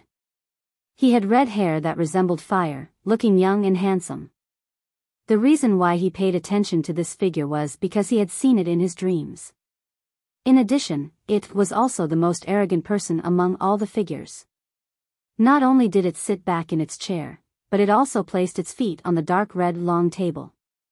It didn't mind that the surrounding people were high-level figures of the same status. Red Angel, Medici. These are the kings of angels who participated in the secret gathering? Who else is involved? As Klein's thoughts raced, he decided to first rescue the people from the City of Silver who couldn't exit the looping cycles of fate. He had a lot of experience in this aspect. Yes, the medium to the loop is the hall itself. However, there's no need to attempt to destroy it. As long as it can temporarily break the cycle of fate, the dusk outside will seep in and dispel any abnormalities. They belong to the divine kingdom itself. In terms of status, they can only be stronger or on par with the power left behind by Ouroboros. After observing for a few seconds, Klein quickly came to a conclusion. After flipping a gold coin for a divination, he immediately spread his spirituality towards the crimson star representing the sun. Derek Berg's spirit body immediately tore through the cycle of fate, creating an invisible crack. The orange glow from the light of dusk outside the palace immediately surged into the hall from the window up high. Without waiting for Little Sun to figure out his situation, for fear that the true creator would lock onto him, Klein didn't hesitate to let him return to the real world. Derek snapped out of his daze and realized that he had unknowingly sat down at the side of the dark red table. He looked up blankly and saw the chief, Elder Lovia, Hyam, Antiona, and the others. He realized that there were still certain traces of confusion on their faces. Thinking back to his experience just now, Derek was alert as he deliberated and said, "The cycle of fate, indeed." Colin Iliad, who had experienced this before, nodded slightly and stood up. He looked around, and his gaze landed on the largest mural that he had seen lately. The mural depicted the same exact hall. There were similar columns, torches, the dark red table, complicated high-back chairs, and object layout. As for those high-back chairs, there were 11 figures sitting in them. At the very end were 2 seats, and along the table, 5 on the left and 4 on the right. The City of Silver team's eyes also followed the chief's and took in the corresponding scene. The 5 figures on the left were the beautiful silver-haired man, the red-haired and arrogantly seated man, an elder wearing a hood that exposed only his mouth, winkles, and beard, a dignified middle-aged man dressed in black armor, and a handsome man dressed in white robes. The 4 on the right were a black-robed mummy wrapped in bandages, a middle-aged man with facial features resembling the natives of the southern continent, a giant covered in silver armor, and a supple, beautiful, and dignified lady. The 2 high-back chairs at the very end were a man with dark black curly hair and a woman shrouded in fog. At that moment, a guardian raised his right hand and pointed at the handsome white-robed man. His figure is made up of mysterious symbols. These symbols represent white angel, auguses. Before the guardian could finish his sentence, he suddenly let out a tragic cry as golden flames spewed out from his body. He instantly became a charred corpse, as if it would be reduced to ashes the moment it was touched. It made demon hunter Colin Shepherd Lovia incapable of saving him in time. Don't try to distinguish those symbols. They contain immense power, Colin hurriedly warned the others. And above the gray fog, Klein was thinking of another matter, white angel auguses.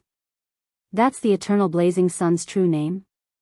If not for the fact that the giant king's court itself isolates itself from projected powers, just using Jotun to read this name will attract his attention and incur divine punishment. Amidst his thoughts, demon hunter Colin stabbed his swords in front of him, creating an invisible barrier. Then, this City of Silver chief identified the symbols and labels that formed those figures. He began reading it slowly and firmly from the left.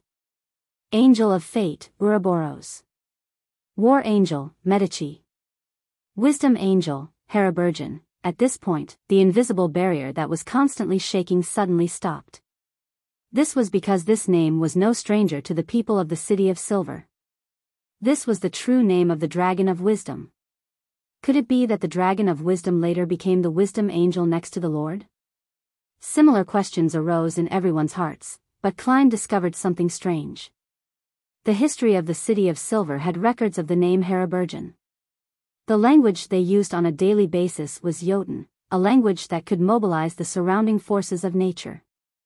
This also meant that, in the past 2,000 to 3,000 years, someone in the City of Silver had definitely read or written the name Haraburgen before, but there was no response from the god of knowledge and wisdom. The Church of Knowledge and Wisdom still wasn't able to find the forsaken land of the gods. At this moment, Colin Iliad controlled his emotions and continued reading, Wind Angel, Leodoro. White Angel, Aucuses. Dark Angel, Sasrer. Evernight Goddess, Ammonizes. God of Combat, Badhile. Earth Mother, Omabella _ God of the Dead, Salinger. God of Spiritual Creatures, Tolsna. Although Klein had expected this, he was still somewhat stunned. The former Rose Redemption was frighteningly powerful. Amongst the 7 deities today, 6 of them were members. There was also Death, the god of spiritual creatures, and 3 kings of angels. This made him recall what the Red Angel evil spirit had once said: Rose Redemption has a close relationship with the birth of the true creator. It's impossible for you to imagine that certain people were once members of Rose Redemption, but they've since left it. Chapter 11:18 Klein's fear in the past. Rose Redemption could be called the Deity Alliance. But such an organization could only develop itself quietly under the might of the ancient sun god. It had to hide, and secretly scheme in the Palace of Dusk. How powerful was the ancient sun god in the past? Klein couldn't help but let out a breath as he felt deeply poignant. He examined his own tarot club and realized that, compared to the Rose Redemption, it was like child's play.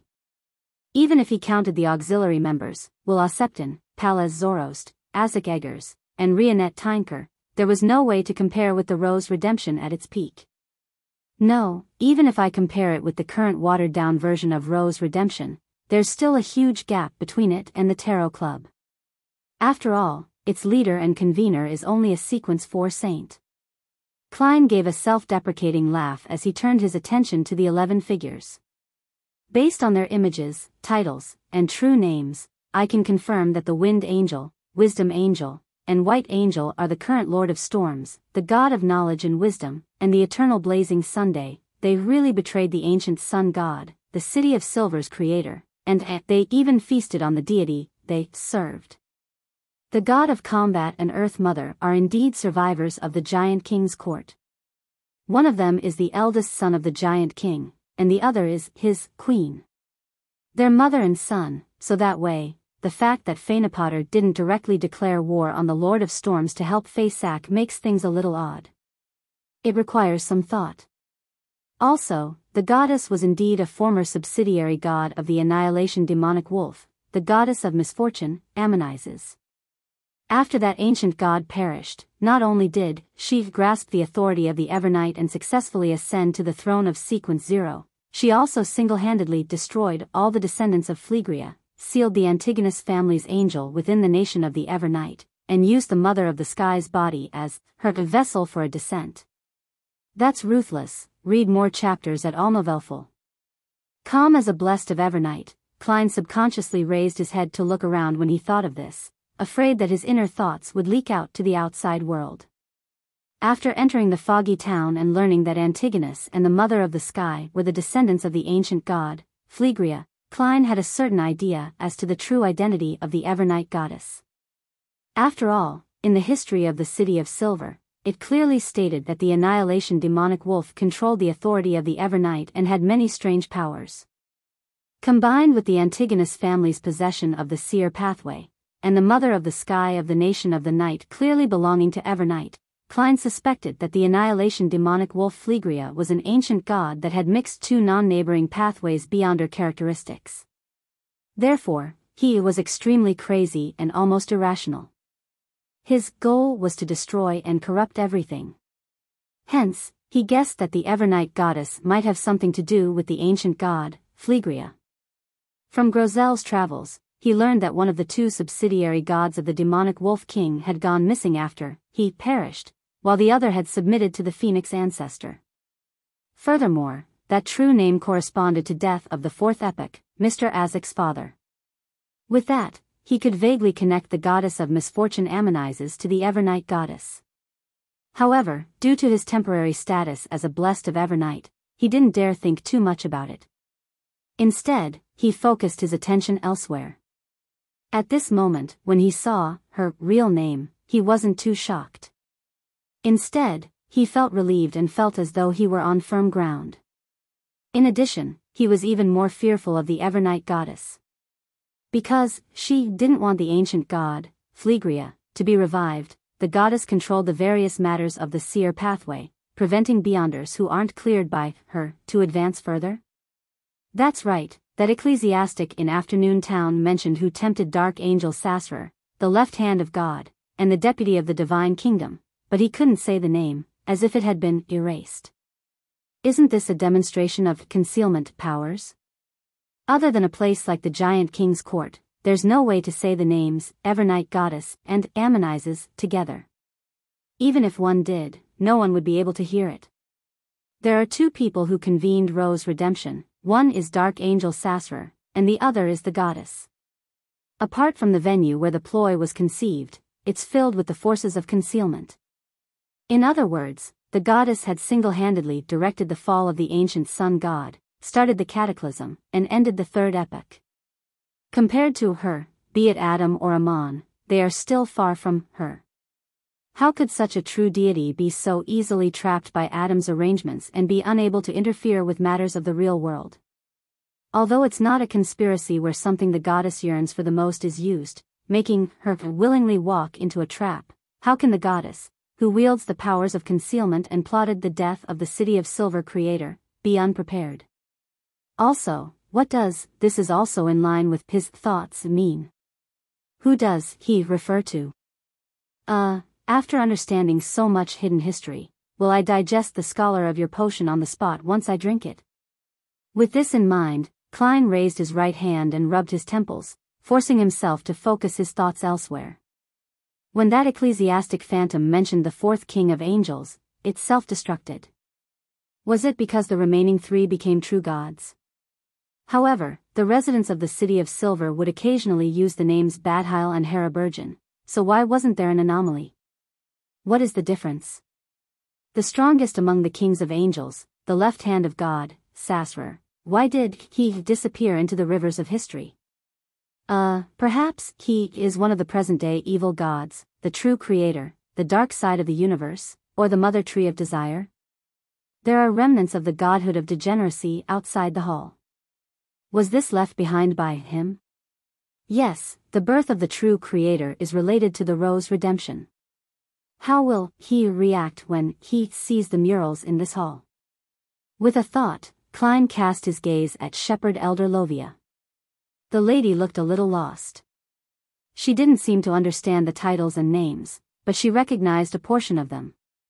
For example, Angel of Fate Ouroboros. She had become a believer of the true creator in the temple ruins left behind by Ouroboros. Derek also stole a glance at Elder Lovia, but he didn't notice any obvious changes in her emotions. As the son of the Tarot Club, Derek was one of the people present who knew the situation of the outside world the most. Furthermore, he had long known who the kings of angels were. He suspected that three of them had later become deities. At this moment, he was the least confused and perplexed. He was only slightly shocked at Rose Redemption's level. This was more exaggerated than he had imagined. It's no wonder the Lord perished. Derek was first enlightened before he felt his heart turn heavy. At this moment, he swept his gaze and saw the chief's face turn pale and ugly. He even muttered a few words softly. This is impossible, impossible. As far as I can remember, the chief has never lost his composure like this. Did he think of the Lord perishing due to Rose Redemption? He can't accept that, he will never return. However, he had long learned of this from me. Just as Derek was feeling puzzled, he discovered that, aside from his tightly pursed lips, the chief's expression had returned to normal. In the minds of the other members of the exploration team, the prophecy they had previously learned in Afternoon Town appeared. Omnipotent Lord, I repent. Tempted Sasrer. The kings often came to the palace belonging to the dusk to conspire. It was already too late by the time I discovered all of this. Degeneration, bloodshed, darkness, rot, murders, corruption, and shadows had already drowned this piece of land. A huge calamity will begin here. Hyam, who was holding the unshadowed crucifix, took a long while to calm his emotions. He said in a slightly hoarse voice, "This is the place belonging to the dusk. These are the subsidiary gods and kings of angels during the second epoch. They plotted everything, causing a huge calamity to happen. They made the Lord forsake this land?" Colin Iliad pulled out the two swords in front of him and half turned around, calmly replying, "Most likely. If we can figure out what exactly happened back then, do we have a chance to please the Lord and let him look at this land again?" Upon hearing the chief's answer, Antiona asked anxiously, At that moment, Derek seemed to see a trace of pity and sadness in the chief's eyes. He heard him acknowledge and say, "Perhaps. Then let's continue exploring." The other team members pleaded with burning eyes. This was the closest the City of Silver had gotten to having a glimmer of hope over the past 2,000 to 3,000 years. None of them wished to let it go, even if they had to sacrifice their lives for it. Colin Iliad slowly surveyed the area and said, "Don't forget the principles to uphold during explorations. Don't act rashly at any time. Having confirmed that this place is related to redemption, we can always come a second time, a third time, or even more. There's no need to be so impatient." Upon hearing his words, the other members of the exploration team calmed down. They replied one after another, "Yes, Your Excellency." Under the arrangements of Demon Hunter Colin, the remaining members split up into small groups and carefully searched the hall. They didn't discover anything else that was valuable beyond the murals. Read more chapters at allnovelful.com. Of course, it wasn't that there was no such thing. This was, after all, a divine kingdom of an ancient god. What seemed like an ordinary long table, chairs, stone pillars, and torches might have special effects when taken outside. Furthermore, those effects could last for a very long period of time. Alas, it wasn't convenient for the City of Silver's expedition team to bring them around, as they lacked practical value. As for the other murals, they were profiled from different angles of the main murals. When combined, they formed a three-dimensional scene. After completing the search, Derek and company gathered again and followed the chief to the exit at the back of the hall. There was a gray-blue door with a single pane. With a 10-meter-tall door between the two of them, Colin Iliad carefully observed for a while before finally saying, "There's a powerful guard outside." Chapter 11:19 Tacit Cooperation. Upon hearing the chief's words, Shepherd Lovia immediately raised her question, just like the two silver knights at the front gate of the king's court. "It won't take the initiative to attack targets outside a certain range?" Colin Iliad nodded slightly and said, "At least that's how it seems to be at the moment." They were already near the exit, but the guard outside had no reaction. This meant that the other party didn't possess real intelligence or spirituality. It was very likely that they were objects that came to life. Without waiting for the other members to speak, Demon Hunter Colin continued, "Huge, heavy." After obtaining the corresponding information, the City of Silver's group formed a tacit understanding. A team opened up a distance from the exit, but they faced towards the door. It was protected by Shepherd Elder Lovia. As the bait to attract the guards, a team took the corresponding holy oil from the chief and smeared it across the ground at the exit. Hyam, who held the unshadowed crucifix, and Demon Hunter Colin stood by the side of the door and used the stone columns to hide. Then, Colin Iliad sheathed one of his swords onto his back and took out a small metal bottle, gulping down the liquid inside. His aura rapidly faded away and wasn't obvious anymore. If one didn't look closely, they wouldn't be able to discover his existence. This was another setup. Hyam was in the open, while the demon hunter was hidden. After another 10 seconds, Shepherd Lovia stretched out her right hand and grabbed at thin air. Her silver-gray hair was dyed a deep blue color. The wind howled as the grayish-blue door opened. Right on the heels of that, heavy footsteps could be heard, causing the entire hall to shake. A giant covered in iron-colored armor rushed into the hall with a halberd in hand. Its exposed parts didn't show any flesh or blood, as though they were made of metal. Behind the black mask was a dark red glow. If it didn't move and stood there, it wouldn't be any different from a statue. Tap. Tap. Tap. The shaking in the hall became more and more obvious. The giant statue suddenly threw out the halberd in its hand, stirring up a hurricane that tore towards Derek and company at the door. Boom! The halberd struck an invisible barrier as the illusory ripples rapidly spread out. In front of Shepherd Lovia, an illusory figure that wore silver armor had appeared at some point in time. It stabbed its greatsword into the crack on the floor. Tap. Tap. Tap. The giant statue didn't stop as it ran into the hall. At that moment, a whistling sound was heard under its feet as its massive body jerked backward. It had stepped on the spot that was smeared with holy oil. As the giant statue fell, the crimson light in its eyes suddenly bloomed as an invisible force appeared and held it up. Suddenly, a blinding white light shot out from the unshadowed crucifix, accurately hitting the giant statue's only eye. The dark red color dimmed. Demon Hunter Colin leaped up and held the same sword with both hands, plunging it down like an eagle swooping down at its prey. Dawn appeared as they converged on the straight sword, making it exceptionally huge.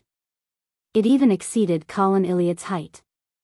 With a poof, the bright sword pierced through the gap in the giant statue's armor, stabbing into its eye. A flood of light from the dawn rushed in. With his hand still gripping the hilt of his sword, Colin Iliad exerted more force. As the giant statue fell to the ground, he pulled out his sword and leaped to the side. The giant statue lay at the door as its body emitted cracking sounds until it finally all movement. Without looking at it again, Colin turned to look outside the door. After a few seconds, he said, "There are no other guards for now. We can handle this statue."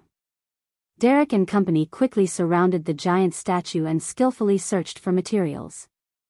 Above the gray fog, Klein watched the entire battle from the sidelines and was deeply impressed by the City of Silver's teamwork. According to his observation, it was unknown what metal the giant statue was made of. Its surface was covered with armor that had shocking defensive strength. It could completely ignore most attacks in battle, and it was very difficult to deal with. Furthermore, this giant statue didn't have any spirit. In other words, it was immune to the beyonder powers of the corresponding domain, such as spirit body threads control, hypnotism, frenzy, and nightmare. It was like a walking fortress that made one suspect that it was the work of the goddess of harvest. Klein believed that, if he were in their shoes, with the core powers of a bizarro sorcerer being useless, he could only rely on his two marionettes' powers to deal with the giant statue. He had no idea how the battle would develop.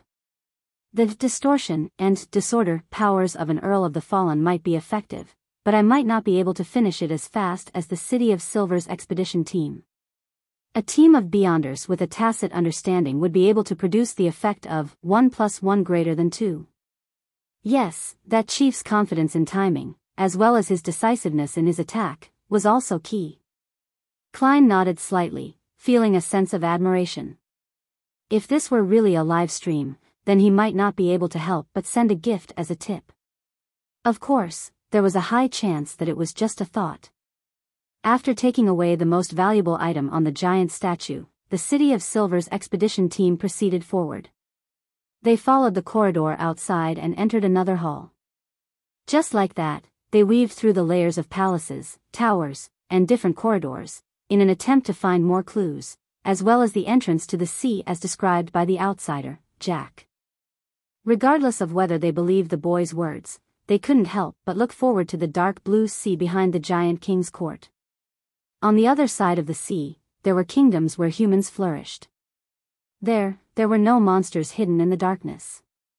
The sun rose and set, and lightning only appeared when it rained. People had all sorts of food there. During this process, the City of Silver's expedition team didn't encounter many enemies. Most of them were statues that had come to life. A small number of them were evil spirits formed by the combination of remnant emotions and the power of dusk. The latter was unable to put up any resistance against the unshadowed crucifix. That's normal. The fool Klein above the gray fog nodded slightly, expressing his acceptance of the current situation. After the giant king perished, this place already belonged to the ancient sun god. It's unlikely that there will be a large number of giant powerhouses and mystical items left behind. When the kings of angels were conspiring, they definitely eliminated any unnecessary troubles ahead of time. Once the ancient sun god was eaten up, the ownership of this place was a mystery. Perhaps it was abandoned. In short, there aren't many foreseeable demigods or items. Well, without the unshadowed crucifix, those evil spirits will be very troublesome. The City of Silver's expedition team might not be able to advance so smoothly, making it impossible for them to advance so far unless an angel leads a team or activates a Grade 0 sealed artifact. When the unshadowed crucifix returned to Derek, the City of Silver's expedition team was already very close to the tallest building in the giant king's court. The dusk here was extremely dense, as though it came from that palace. Once we leave this hall, we should come to the wing of the giant king's residence. Demon Hunter Colin got his bearings and direction before pointing ahead. Shepherd Elder Lovia nodded. Finally, there was some irresistible hope in her expression. Derek's heart beat faster, and he could no longer control his excitement. Then, he was placated by Antiona. After composing themselves, the people from the City of Silver entered the hall in front of them and saw that there were oil paintings hanging on both sides. These oil paintings depicted different giants. Some held bone flutes, some carried wind chimes, while others carried a 7-string guitar that matched their height. As the City of Silver's expedition team arrived, the giants in the oil paintings suddenly came to life. They began playing their instruments, producing a beautiful tune. The light of dusk in the hall lit up a little. More and more food appeared on the long tables around them as they glowed with a tempting glisten, effusing a very tempting fragrance. Roasted chicken. Roasted goose. Fish with honey baste. Is this a dinner banquet for the giant king's court? But aren't the sizes of those chickens, geese, goats, and fish too large? The work of the goddess of harvest? With a glance, Klein confirmed that the food that appeared was an illusion. After all, the giant king's court no longer had any ingredients, nor did it possess anyone who could envision or create them. This is normal food? Hyam, who was holding Thunder God's roar, stared straight at one of the long tables. His Adam's apple bobbed. Maybe. Derek sniffed and couldn't help but swallow a mouthful of saliva. Apart from the black-faced grass, they had never seen normal food. The meat that the monsters roasted was of different colors, but they also tasted equally as bad. It could even poison them. Demon Hunter Colin stared for a few seconds before sighing. They're all fake. Don't come into contact with them, or there might be unnecessary accidents. Other than Lovia, the team from the City of Silver retracted their gaze with great difficulty. They followed the chief all the way to the exit of the hall. After a series of inspections, Colin Iliad inserted his swords into the ground and pushed open the heavy door. A crack appeared as rich orange light shone inside. As the gap grew bigger, the towering palace gradually became clear. Then, the people from the City of Silver heard a crashing sound. At this moment, Colin drew out a sword and suppressed the restlessness in his team members' hearts. He then drew out his other sword and slowly walked out of the hall. Derek and the others followed cautiously. After completely bathing in the light of dusk, they looked to the left at the same time. There were railings formed from stone pillars. Beyond the railings, there was an orange-red cloud that was gently ebbing at the distance. On the endless swath of dark blue, they emitted crashing sounds. There was no need for anyone to explain. At the same time, the members of the City of Silver's exploration team recalled the records in the book and Jack's description. A term flashed in their minds, the sea. Previous index. Next, add bookmarks. Input title/author home My Bookshelf Cookies app. Chapter 11:20 Court Chaser. The dark blue, boundless sea that ebbed gently and seemed to contain infinite life was presented to members of the City of Silver's expedition team. It was no longer a record written down in ancient books, nor was it a combination of words spoken by outsiders. Although it was still very far away, it seemed like contact was possible. The wine-red-haired Antiona watched in a daze. She opened her mouth, as though she wanted to say something, but in the end, all she said was the words, the sea. Just as she finished speaking, a silver crack suddenly appeared on her forehead. The crack shot up rapidly, instantly splitting Antiona into two halves. Warm and bright red blood gushed out, splashing across Derek's face. Without a sound, more silvery white light shot out from her body, splitting her body into countless small pieces of flesh. The reveling face full of hope was like a puzzle that had fallen to the ground, splattering everywhere. It was only at this moment that Demon Hunter Colin reacted. He brandished his two swords and slashed them diagonally outwards, as though he was dealing with invisible enemies. Clang! Clang! Clang! Silver light flashed, and the sound of metal reverberating echoed. The morning sun around Colin Iliad shattered and scattered in chaos. At this moment, the silver phantom behind Shepherd Lovia had already taken a step forward and stabbed the blurry giant sword into the ground. Clang! Clang! Clang! As they surrounded the people of the City of Silver, the streaks of silver light appeared in different spots, trying their best to cut through the invisible barrier around them like insects struggling in amber. Clang! Clang! Clang! The dense, sometimes thick silver light constantly appeared, causing the defensive powers of the expedition team to tremble, as though it would shatter at any moment. However, be it Demon Hunter Colin, Shepherd Lovia, or Derek, they couldn't find any traces of the enemy. The fool above the grey fog was just about to give a certain reminder when the chief of the six-member council seemed to realize something and crossed his two swords in front of him. Clang! The gigantic silver beam struck the two swords, causing Demon Hunter Colin's feet to sink into a solid stone slab. He took this opportunity and roared, "Unshadowed domain." Upon hearing the chief's reminder, Derek didn't hesitate and stabbed his finger on the thorns of the unshadowed crucifix, doing so without any regard for the pain. As his blood oozed out, clear, bright, pure, and blazing light suddenly exploded, enveloping the entire area between the two buildings. There wasn't a single shadow in this area that could hide. Nothing else could be hidden. Light had become the ruler of this region. A huge figure quickly outlined itself on the side of the giant king's palace. It was wearing silver full-body armor and was nearly 5 meters tall. The flickering light behind the mask was either deep red or orange.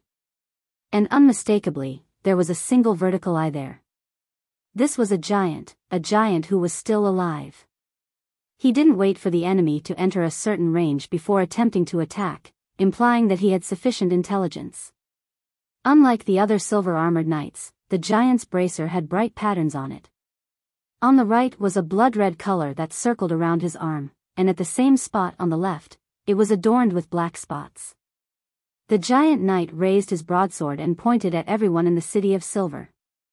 He said in a thunderous voice, "How dare you barge into the king's court and disturb Lord Sasrar's slumber?" Sasrar? Dark Angel Sasrar? The fool Klein above the grey fog was alarmed when he heard that. He subconsciously sat up straight. The former left hand of God, the deputy of the divine kingdom, the leader of the kings of angels, one of the two leaders of Rose Redemption, hadn't disappeared into the river of history. He was sleeping deep in the giant king's court, sleeping in the residence of the giant king. Why did he choose to enter a state of slumber? Many thoughts flashed through Klein's mind as he subconsciously cast his gaze towards the palace that the giant knight was guarding. It was the tallest and most magnificent building in the giant king's court.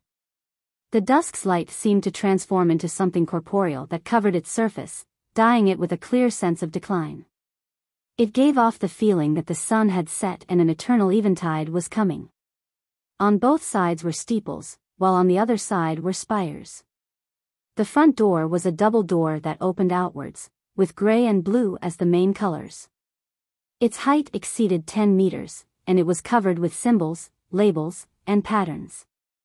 It looked stately and mysterious. There was a pitch-black socket on the left side of the door at a height of 3 to 4 meters tall. It was equivalent to an adult's fist. Upon seeing this scene, Klein suddenly thought of the dream divination he had done in the past. Back then, he had seen the same scene, and the medium he had used for the divination was the giant's key he had obtained from Vice Admiral Iceberg. Is that the key to opening the giant king's residence?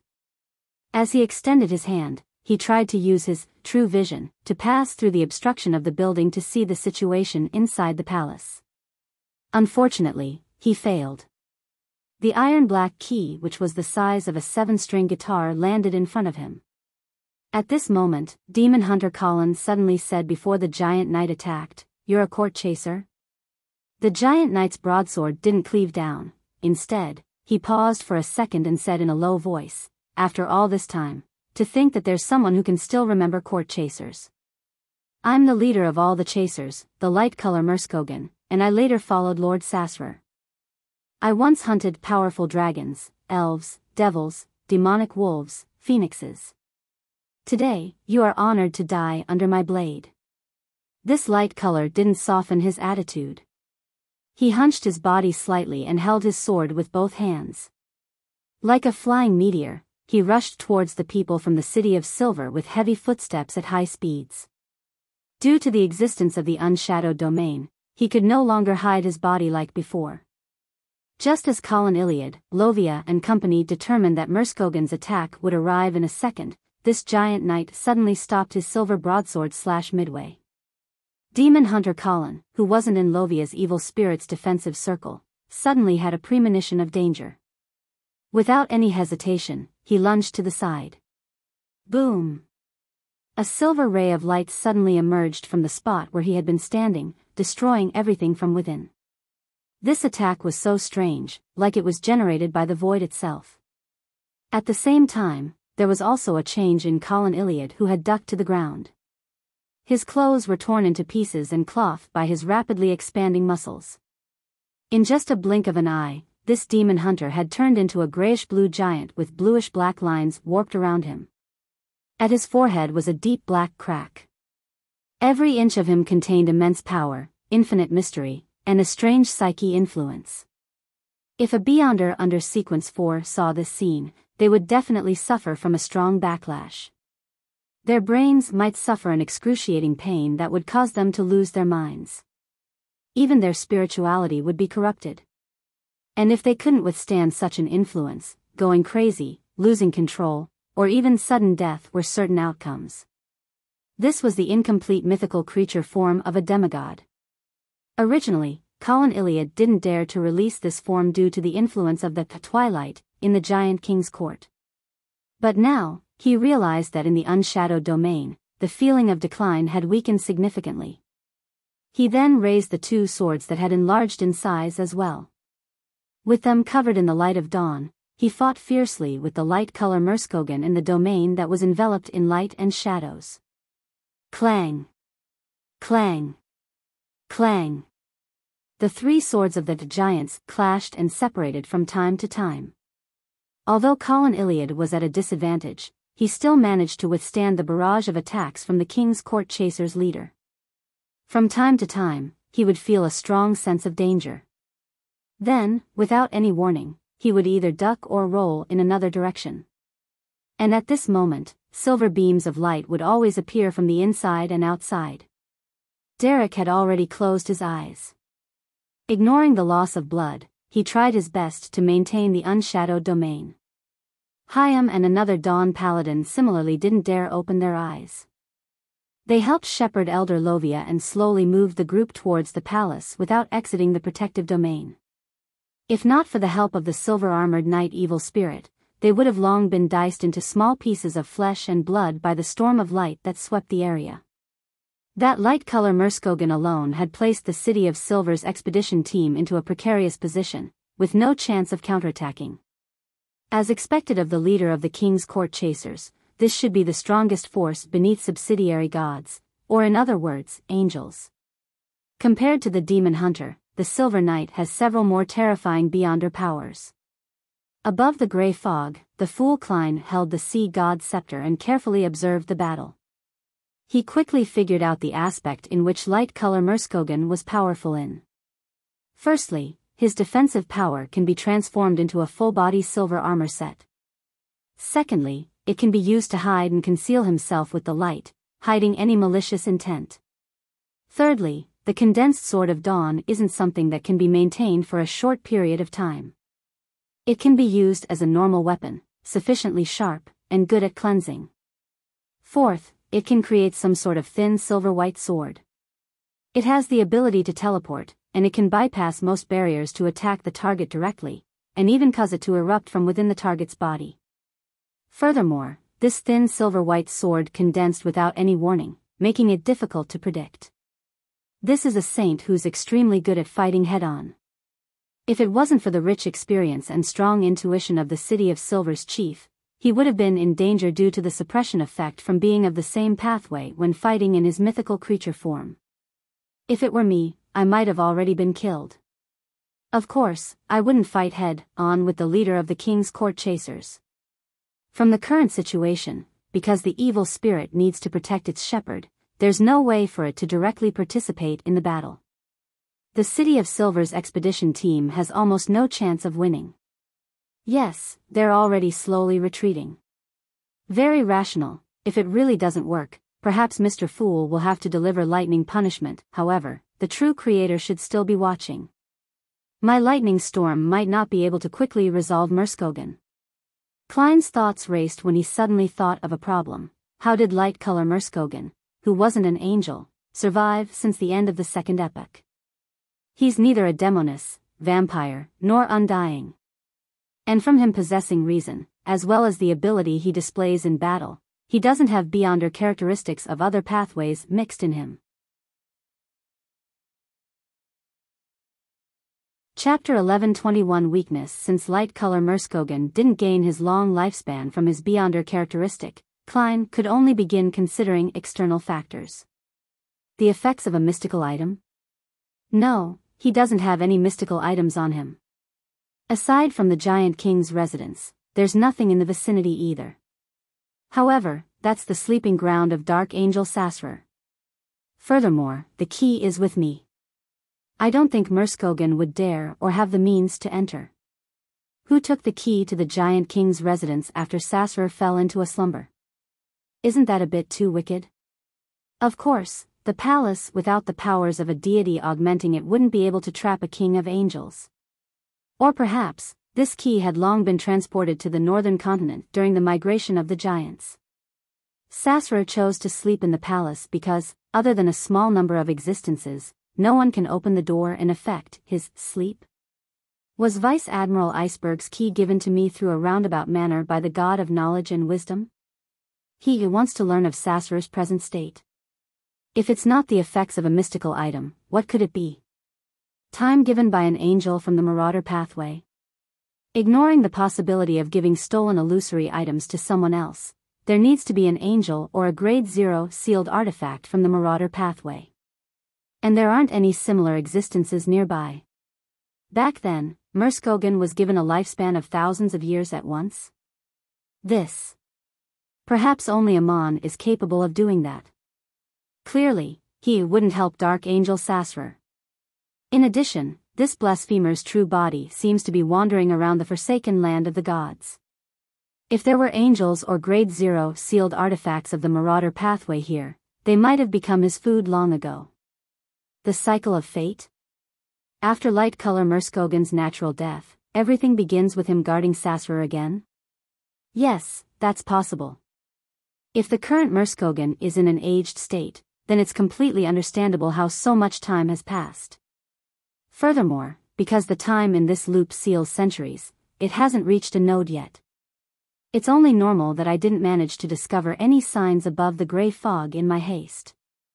With this in mind, he quickly observed his surroundings to find traces of the Angel of Fate, Ouroboros.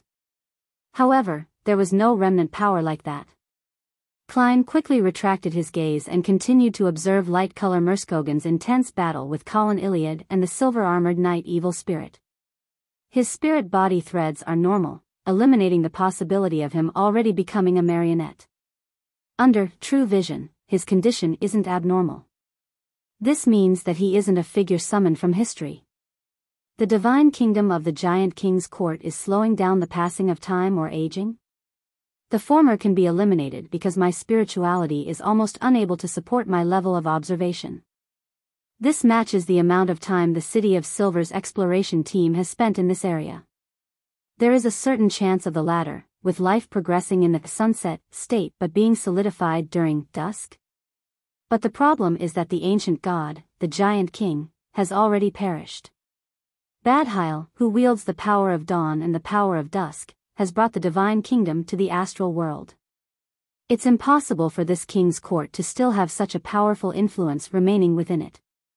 Klein went through all the possibilities of extending one's life that he could think of, but none of them matched the situation of the leader of the court chasers.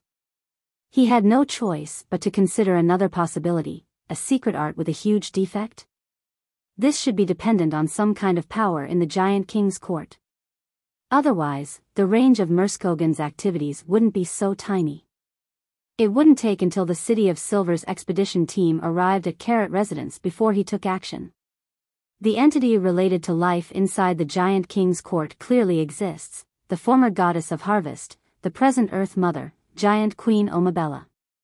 As this thought flashed through his mind, he cast his gaze at the giant statues outside the palace. They were no different from the ones the City of Silver expedition team had encountered along the way. They were only slightly larger. However, after careful inspection, he noticed a small number of abnormalities.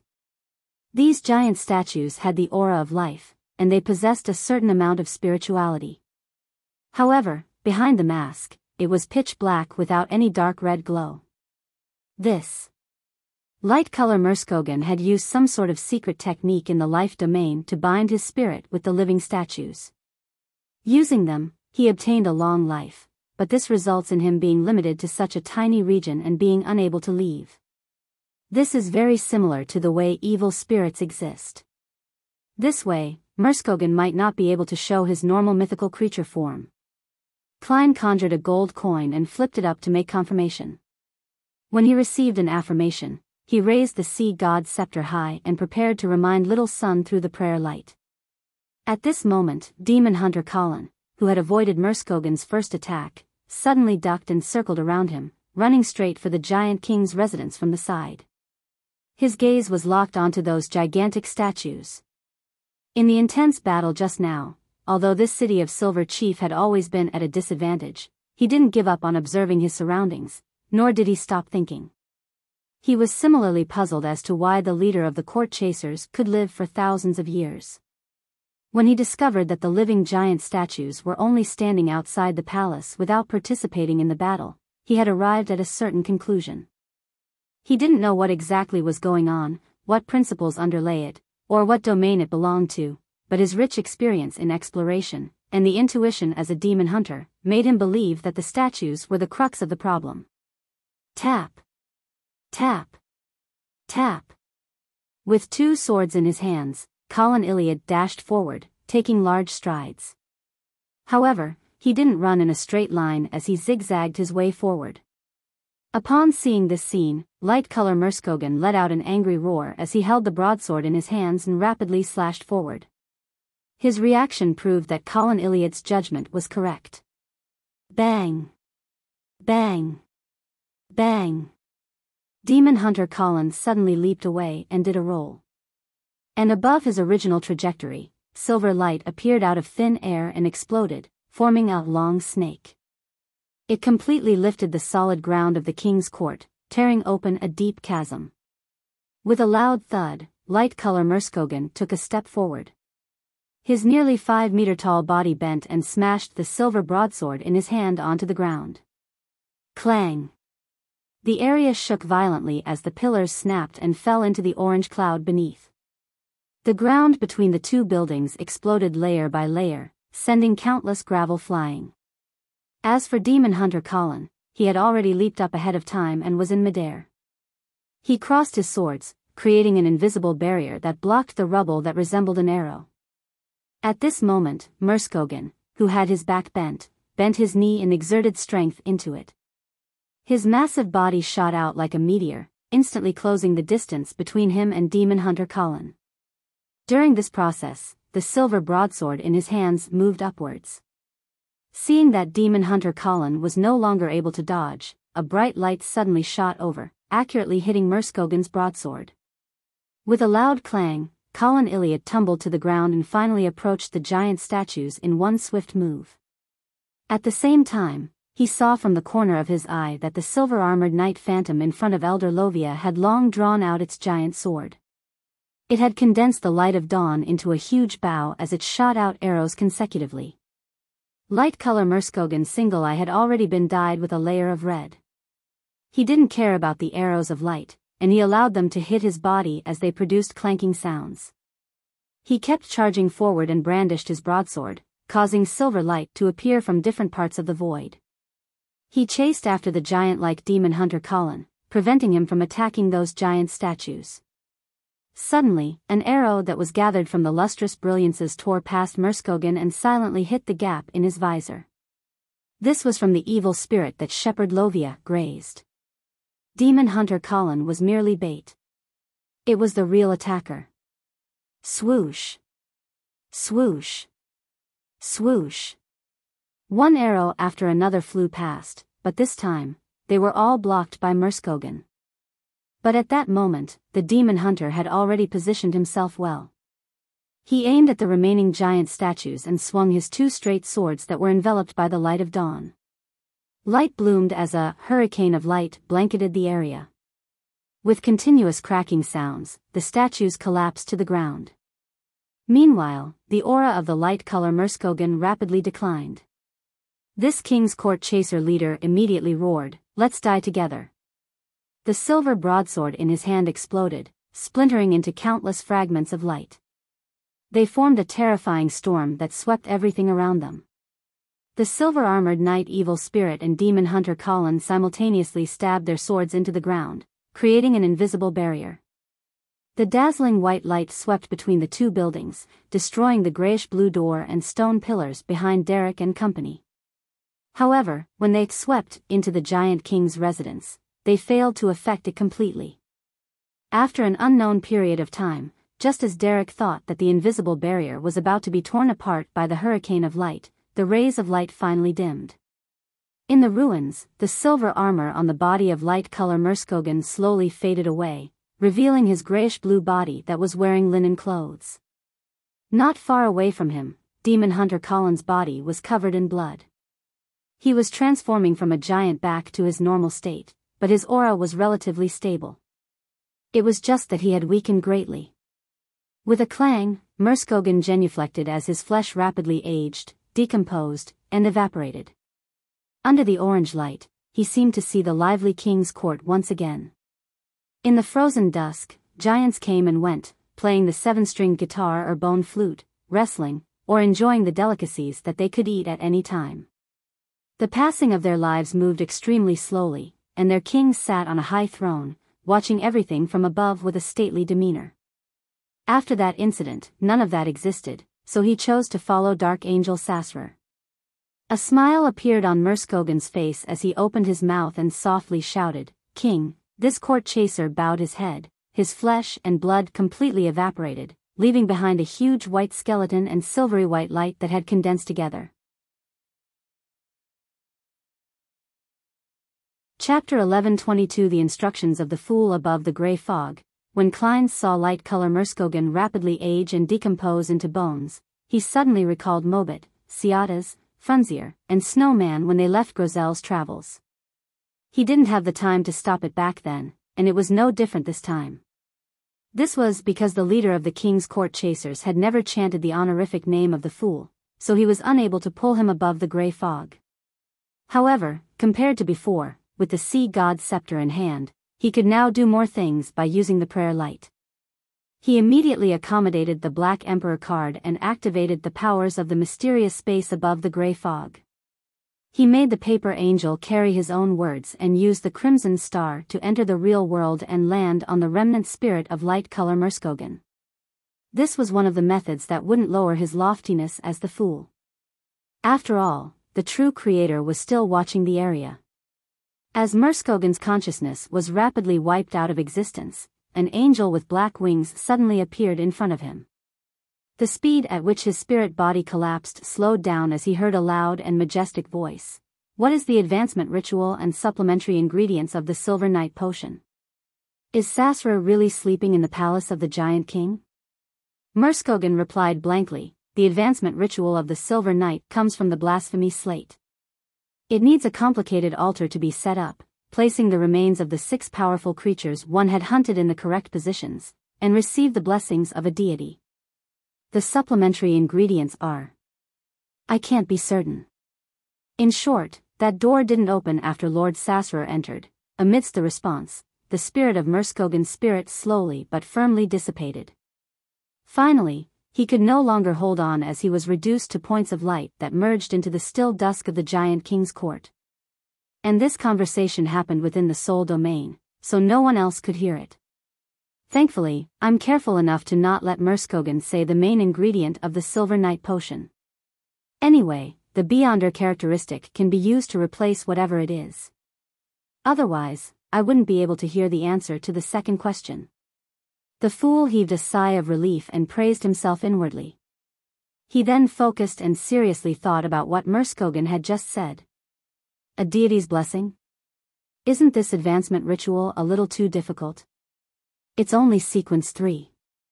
I have to consider the circumstances of his timeline. Murskogen is a powerhouse who survived from the second epoch. It was a habit to call an angel a subsidiary god, and include them in the ranks of a god. That also means that the blessings of an angel should be sufficient. Yes, I'll use divination to confirm this later. Of course, even if an angel's blessings are sufficient, I'm unable to do anything for the time being. It will depend if the Grade 0 sealed artifacts in the City of Silver have any living characteristics that can also be communicated with. The act of setting up that altar is actually a little complicated. Must the remains of the 6 powerful creatures that one has personally killed have to be at the demigod level? It's very difficult for demon hunters outside the forsaken land of the gods. How can there be so many demigod-level creatures to be killed?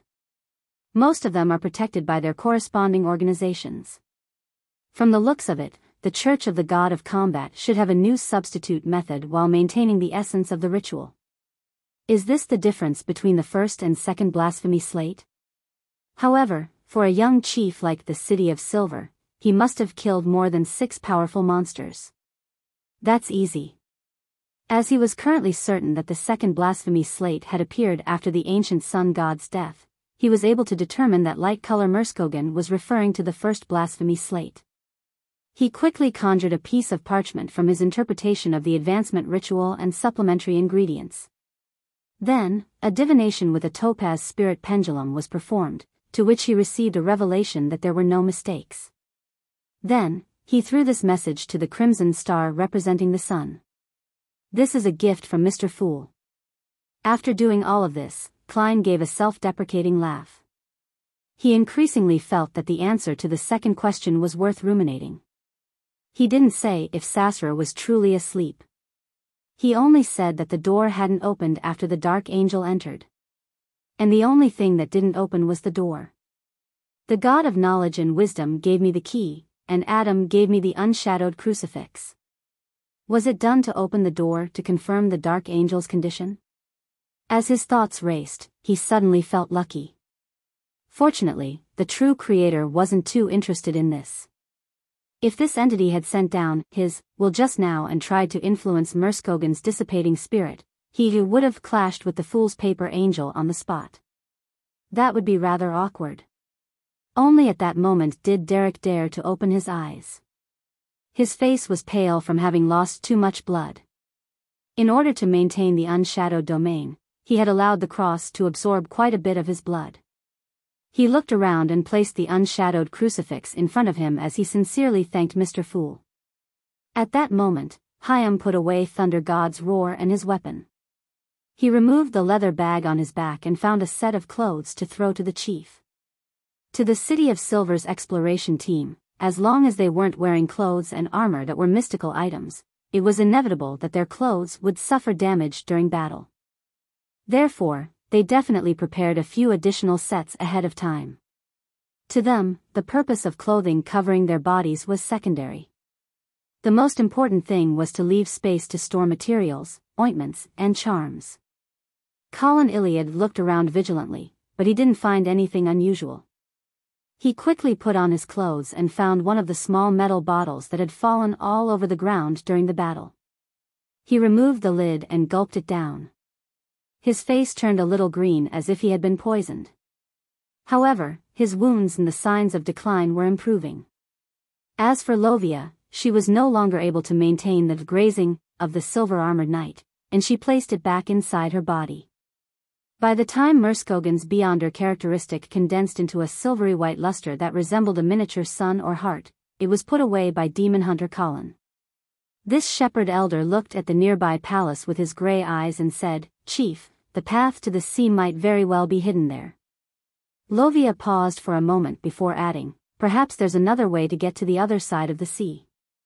As Colin Iliad watched Derek, Hyam, and the others clean up the battlefield, pick up items, and deal with the mutilated corpse of Aunt Iona, he shook his head and said, "The Dark Angel is sleeping inside, and he is definitely a king of angels, one we are currently unable to resist. Even facing him will be very difficult. Let's head back first and inform everyone that we have seen the sea before making preparations for entry into the Giant King's palace." Lovia's silver-gray hair fluttered slightly as she wore a solemn expression. "But we don't know anything. We can't make any targeted preparations." After saying that, she fell silent for 2 seconds before saying, "I have a suggestion.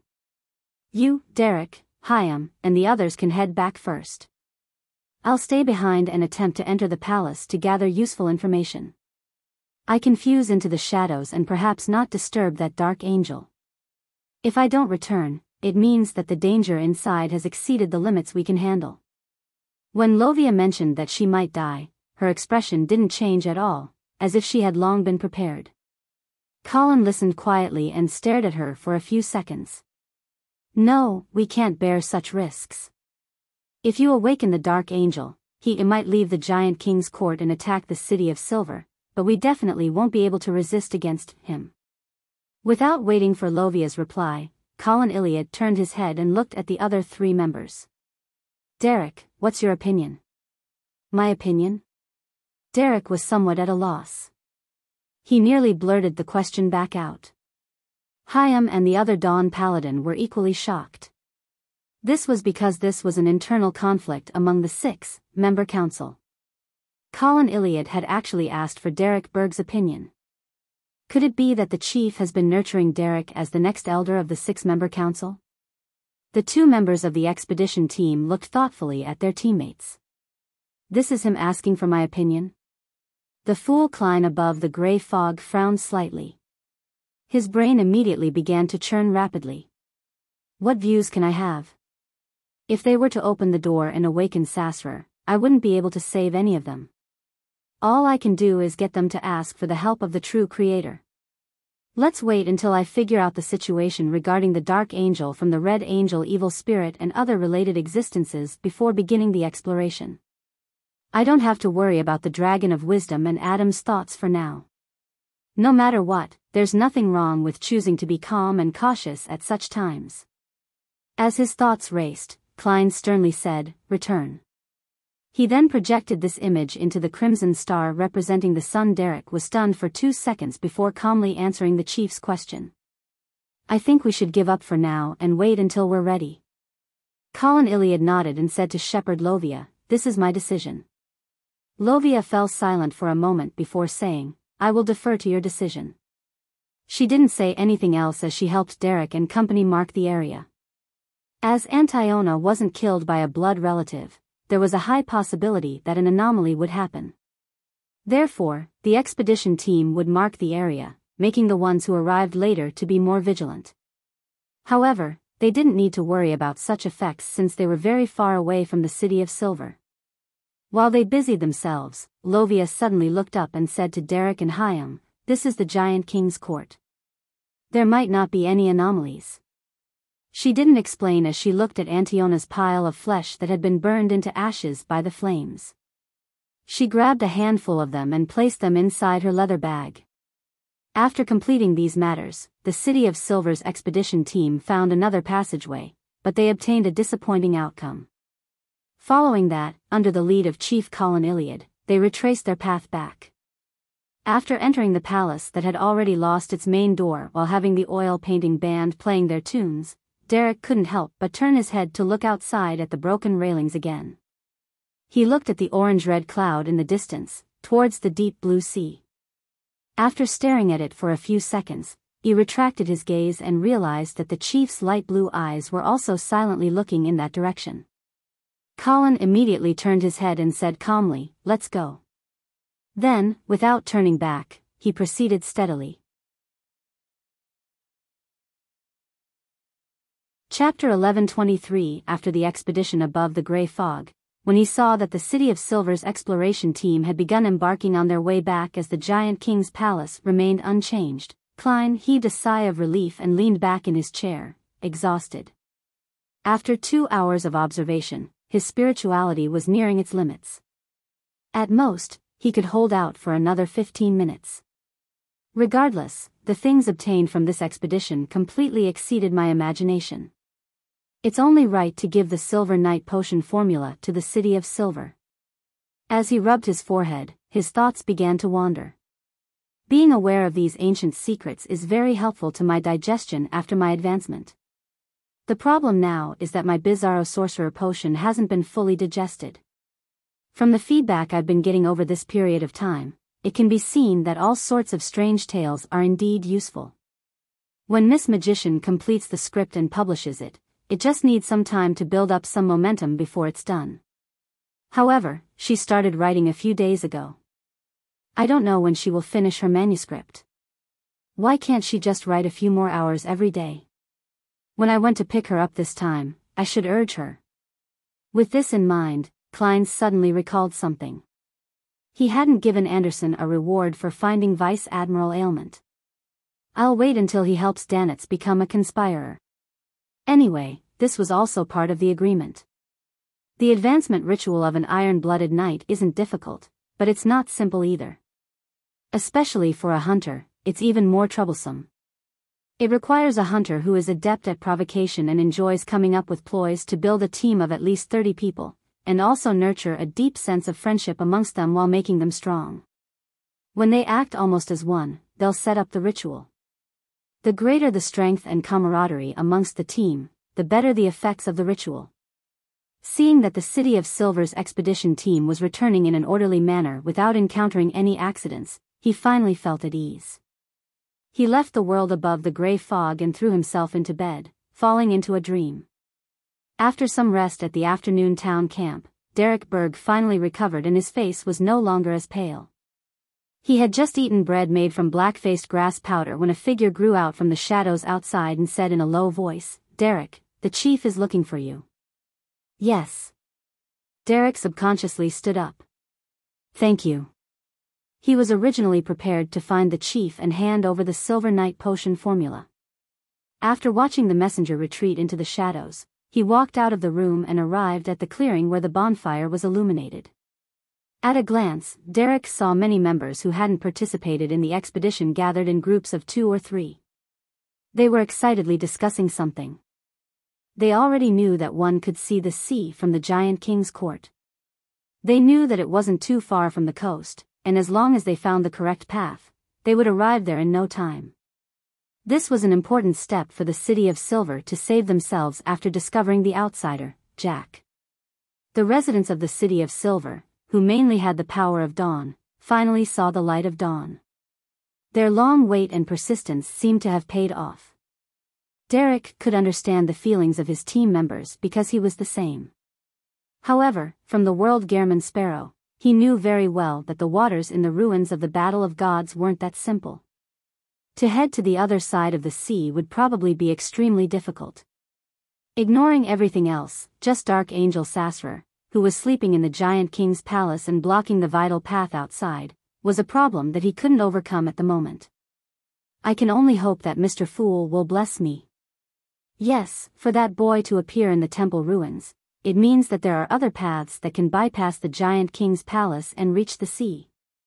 Derek thought optimistically as he circled around the quietly burning bonfire and walked towards the chief's room on the other side. Suddenly, he saw a person sitting silently in the shadow of a boulder. It was a man in his 20s, and he was much taller than Derek. He held a pale gold bracelet with 3 small bells hanging on it as he looked at it with his pupils unfocused. Derek was no stranger to this man. He knew that he was the husband of Antiona, Dolores, a Sequence 6 Dawn Paladin. In the City of Silver, before the age of 18, one could date freely until they were married. And if one didn't have a partner at the age of 18, they would be arranged to have one. It was the same for widows and widowers after 3 years. This was a necessary measure to ensure the necessary population level for the City of Silver's continuation. It seemed like it was against human rights, but for the continuation of the entire city in the Dark Lands, it could only be done this way. Furthermore, this could ensure that everyone had a certain number of close relatives, preventing the possibility of mutating into a terrifying evil spirit after their death. As for Dolores and Antiona, they were neighbors who lived on the same street. They had known each other since they were young and had a good impression of each other. In the end, they started dating when they were teammates of a patrol team. Over time, they became husband and wife and had a deep, loving relationship. In light of how they had a young child, Colin Iliad had deliberately left one of them behind during the expedition to the Giant King's court. On the one hand, Derek felt that there was nothing wrong with the chief's arrangement, and on the other hand, he felt a strong sense of sorrow because of the way Dolores acted. It was as if he had returned to the state when he had to personally stab his parents to death. From the beginning to the end of the expedition, it only took half a day's time. However, to Dolores, it meant everything had changed. After a moment of silence, Derek retracted his gaze and continued forward, subconsciously taking a few heavy steps. At the same time, he thought of a rumor. Shepherd Elder Lovia once had a husband, but he died in an expedition. This was very common to begin with and wasn't worth discussing. However, other than Lovia, the team that explored the ruins of the temple had all gone mad. After they were eradicated, there were rumors that gradually spread among the residents of the City of Silver. During that expedition, Elder Lovia had eaten her husband. In the night, with low lightning frequency, the winds were rather cold. Derek shivered and turned his attention back to the scene before him. He took a few steps and arrived at his destination. He raised his hand and knocked on the chief's door. "Come in," Colin Iliad said calmly. Derek pushed open the door and entered. He saw the chief wearing a linen shirt and dark-colored coat wiping his 2 swords with oil. Colin Iliad didn't stop. He raised his head and looked at Derek. "What are your thoughts on this expedition? What's the chief's motive for asking this?" Having been influenced by Alger, Derek subconsciously had this thought. Unable to grasp the true intentions of the chief, he had no choice but to close the door and answer frankly, there might be other paths to the seaside. The palace of the Giant King should be very important, but that's too dangerous. We need more information. Colin Iliad nodded and asked, "The kings of angels and other existences who call themselves deities secretly plotted together because they wanted to resist the Lord? And their success caused this land to be forsaken?" Although Derek had never directly heard of such an inference, it wasn't difficult to come up with a similar conclusion based on the various secrets he had learned from the Tarot Club. Yes, that should be the case. Colin fell silent. Even his act of wiping his sword slowed down. After a few seconds, he put down the items in his hand and took 2 steps forward. "Those who participated in the conspiracy are still active on the other side of the sea?" After a moment of silence, Derek replied in deliberation, "Mostly. But not too much." Colin Iliad nodded, indicating that he had nothing else to ask. Derek hurriedly said, "Chief, I obtained the incomplete formula of the Silver Night Potion, including the supplementary ingredients and the advancement ritual during Light-Color Merskogan's death." When he said this, Derek knew that his lie sounded overly fake. It could be seen through right away because he didn't even dare to open his eyes back then. However, he just couldn't think of a better excuse. If Mr. Hanged Man were here, he would definitely have a better solution. Just as this thought came to his mind, he heard the chief speak slowly, "Very good. What is it?" Derek was stunned for a second before he hurriedly recounted the corresponding ritual and supplementary ingredients. Colin listened quietly and let out a long sigh. "You have contributed greatly this time. This is extremely important to the City of Silver. In the future, our limit will be Sequence 3 and not Sequence 4. Up to a certain range, the risk of the expedition teams will be greatly reduced." Why will the risk encountered by the expedition teams be reduced and the upper limit is Sequence 3 within a certain range? As Derek was happy that he had made such a contribution, he couldn't understand the chief's words. However, he knew that this was something he didn't have the right to understand. He planned on asking around at the tarot gathering later. He then bade farewell and opened the door. "Derek," Colin Iliad suddenly called out to him. Derek turned his head in puzzlement and found that the chief's expression was rather solemn. Colin fell silent for a while before shaking his head. "Be careful of Lovia." "Yes, Your Excellency," Derek replied from the bottom of his heart. Backlund, Northborough. Hazel took a carriage back to the city from Moose Manor, and she was preparing to meet Miss Audrey at the Lone Charity Bursary Foundation to discuss matters regarding donations and help. After many interactions, she had a very good impression of this noble lady. She didn't feel pressured when beside her, and the strange emotions accumulated in her heart had mostly dissipated. She gradually recovered more of her forgotten memories. "I should have a teacher. What exactly happened that day? Every time I think about it, I tremble all over." Hazel cast her gaze out the window, feeling a little depressed. Her carriage was driving past the vicinity of Backlund Street. At this moment, a person dressed in the clothes of a mailman rode his bicycle horizontally across the carriage, looking rather relaxed. Hazel casually sized him up and saw a monocle on his right eye.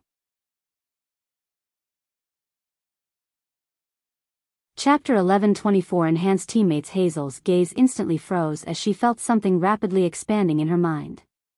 It was about to tear apart an invisible barrier and spew out. She instinctively looked away and curled up slightly.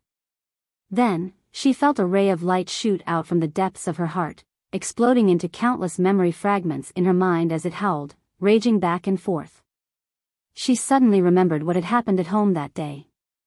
She recalled her father, mother, maid, and servants wearing monocles or pinching their eye sockets.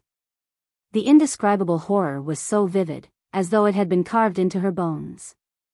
The expression on Hazel's face crumbled as she curled into a ball as she trembled. The maidservant in the carriage was stunned as she hurriedly stood up and reached out her hands in an attempt to help her up. "No!" Hazel trembled as she shouted with a nearly sharp voice. The maidservant was shocked and frightened. She stood rooted to the ground, not knowing how to react. After shouting, Hazel calmed down. She sat up and looked ahead in extreme fear. She saw the monocled postman enter another street, leaving only his back visible. I wasn't feeling well just now. I'm feeling much better now," Hazel turned her head and barely said to the maidservant. She realized that she wasn't as afraid as she remembered. It was as if she had already gotten used to the situation after some time. "If not, I might have lost control just now." Why would I use the word lose control? Thankfully, I forgot those memories and didn't do anything eye-catching when I saw the postman. It took me 10 seconds to break down. If not, I might have been detected, and something terrifying might have happened. Her thoughts flashed uncontrollably as her body trembled slightly. "Miss, do you need to go to the clinic?" the maidservant asked hurriedly. Hazel instinctively shook her head as her mind turned chaotic as she casually said, "Let's go to the Lone Charity Bursary Foundation first. I remember there's a private clinic nearby." "All right." The maidservant turned around and instructed the coachman to speed up. Hazel kept taking deep breaths in an attempt to regulate her tense emotions, panic, and fear. It had to be said that it was somewhat effective. She seemed to have calmed down a little instead of breaking down immediately. At that moment, a sparrow had appeared above the carriage at some point in time. It squeezed its right eye and spat out a human language with almost no sound. "She seems to have some unnecessary misunderstanding about me. It looks like T had some interactions with her before.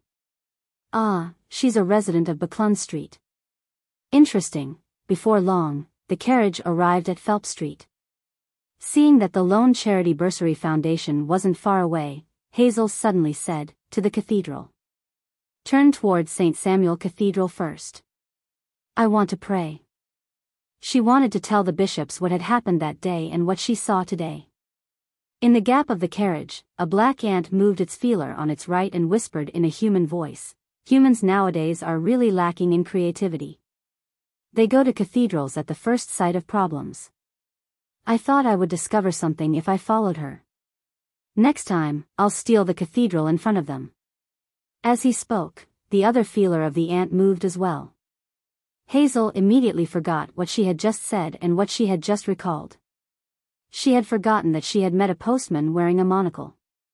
She got off the carriage at the entrance of the Lone Charity Bursary Foundation and headed in with her maidservant in tow. Clearly, her maidservant and her driver didn't remember the previous order. In the Lone Charity Bursary Foundation, Audrey welcomed Hazel and brought her new friend into the activities needed to help the injured soldiers at the front lines. As the World Gehrman Sparrow had mentioned, that the leader of the secret order, Zeradal, and other angels were hidden in Backlund, Audrey carefully gave up on the third stage of treatment for Hazel. She hoped that Hazel wouldn't recall what she had experienced for the time being to prevent any accidents from happening. Her current plan was to busy herself with charity work, helping others to make Hazel gradually brighten up and strengthen her ability to withstand the psychological trauma. In the Pirates' Free City, Furs was drinking a high concentration of fruit wine that was locally produced, recording what she had heard and encountered today. Suddenly, her spiritual perception was triggered as she instinctively looked to the side. She immediately saw a figure appear in the void, quickly reforming. It was Gehrman Sparrow in a half-top hat, black trench coat, and a cold expression. With a swoosh, Furs stood up with her wine glass and fountain pen. She subconsciously said, "Good afternoon, Mr. Sparrow." As she spoke, she hurriedly placed the items on the table. Klein pressed his top hat and looked around. "Do you want to leave?" Furs' eyes darted to her sides before she said, "All right." Over the past few days, she had already made preliminary records of the traits of the city that were different from other places. Without saying a word, Klein gestured at the items on the desk with his chin, indicating for Miss Magician to quickly pack up. Furs didn't hesitate at all as she hurriedly organized her drafts, as though she had heard an instruction. As he stood there and watched the other party busy, he suddenly said, "How's the progress with the horror story?" Furs trembled indiscernibly before replying, "Soon, soon." Klein gently nodded his head. "How much longer?" "A week, no, 5 days." "5 days, tops," Furs quickly replied. Klein didn't say anything else. After Furs packed up her drafts, fountain pen, half a bottle of wine, and other memorabilia, he took 2 steps forward and grabbed her shoulder. Countless indescribable figures flashed past, and Furs felt a little more relaxed than before. She even attempted to record this travel. Before long, she returned to Backlund and returned to the alley where she had disappeared from before. She heard the World Gehrman Sparrow say, "Rest for a few days before setting off. Take note of any replies. Also, ask your teacher again if there's any information related to the Blood Emperor tutor, mainly about the various ruins." "All right." Furs quickly agreed and thanked him. After separating from Gehrman Sparrow, she returned to a street in Eastborough and entered an apartment that she shared with Zio.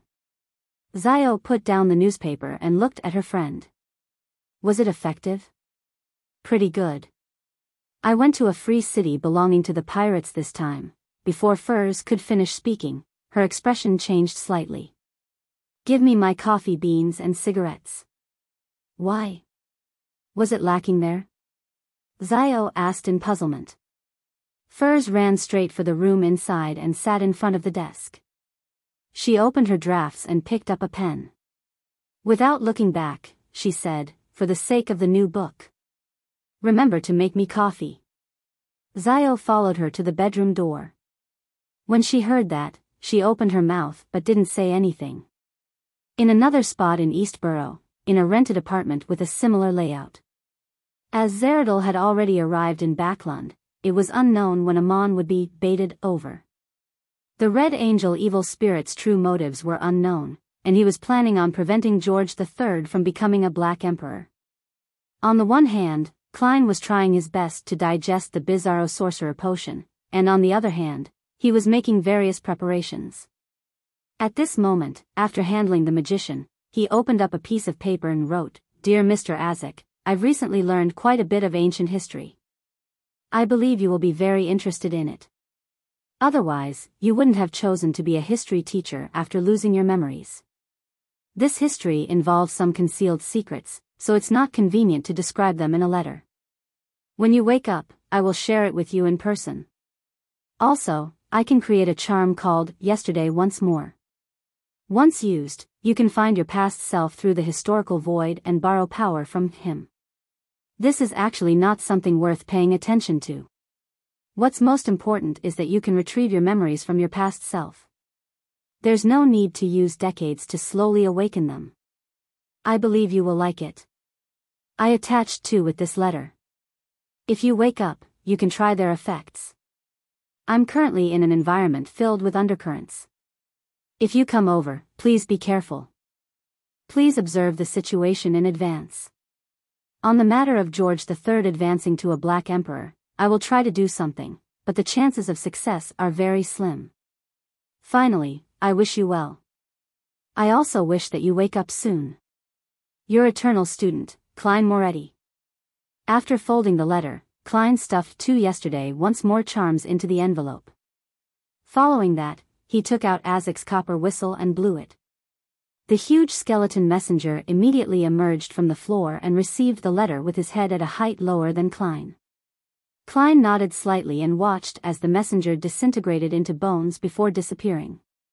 After doing all of this, he used 2 fingers to pull out Wuxia Septon's paper crane from his wallet. He wrote on it with a pencil, "I have something to ask you."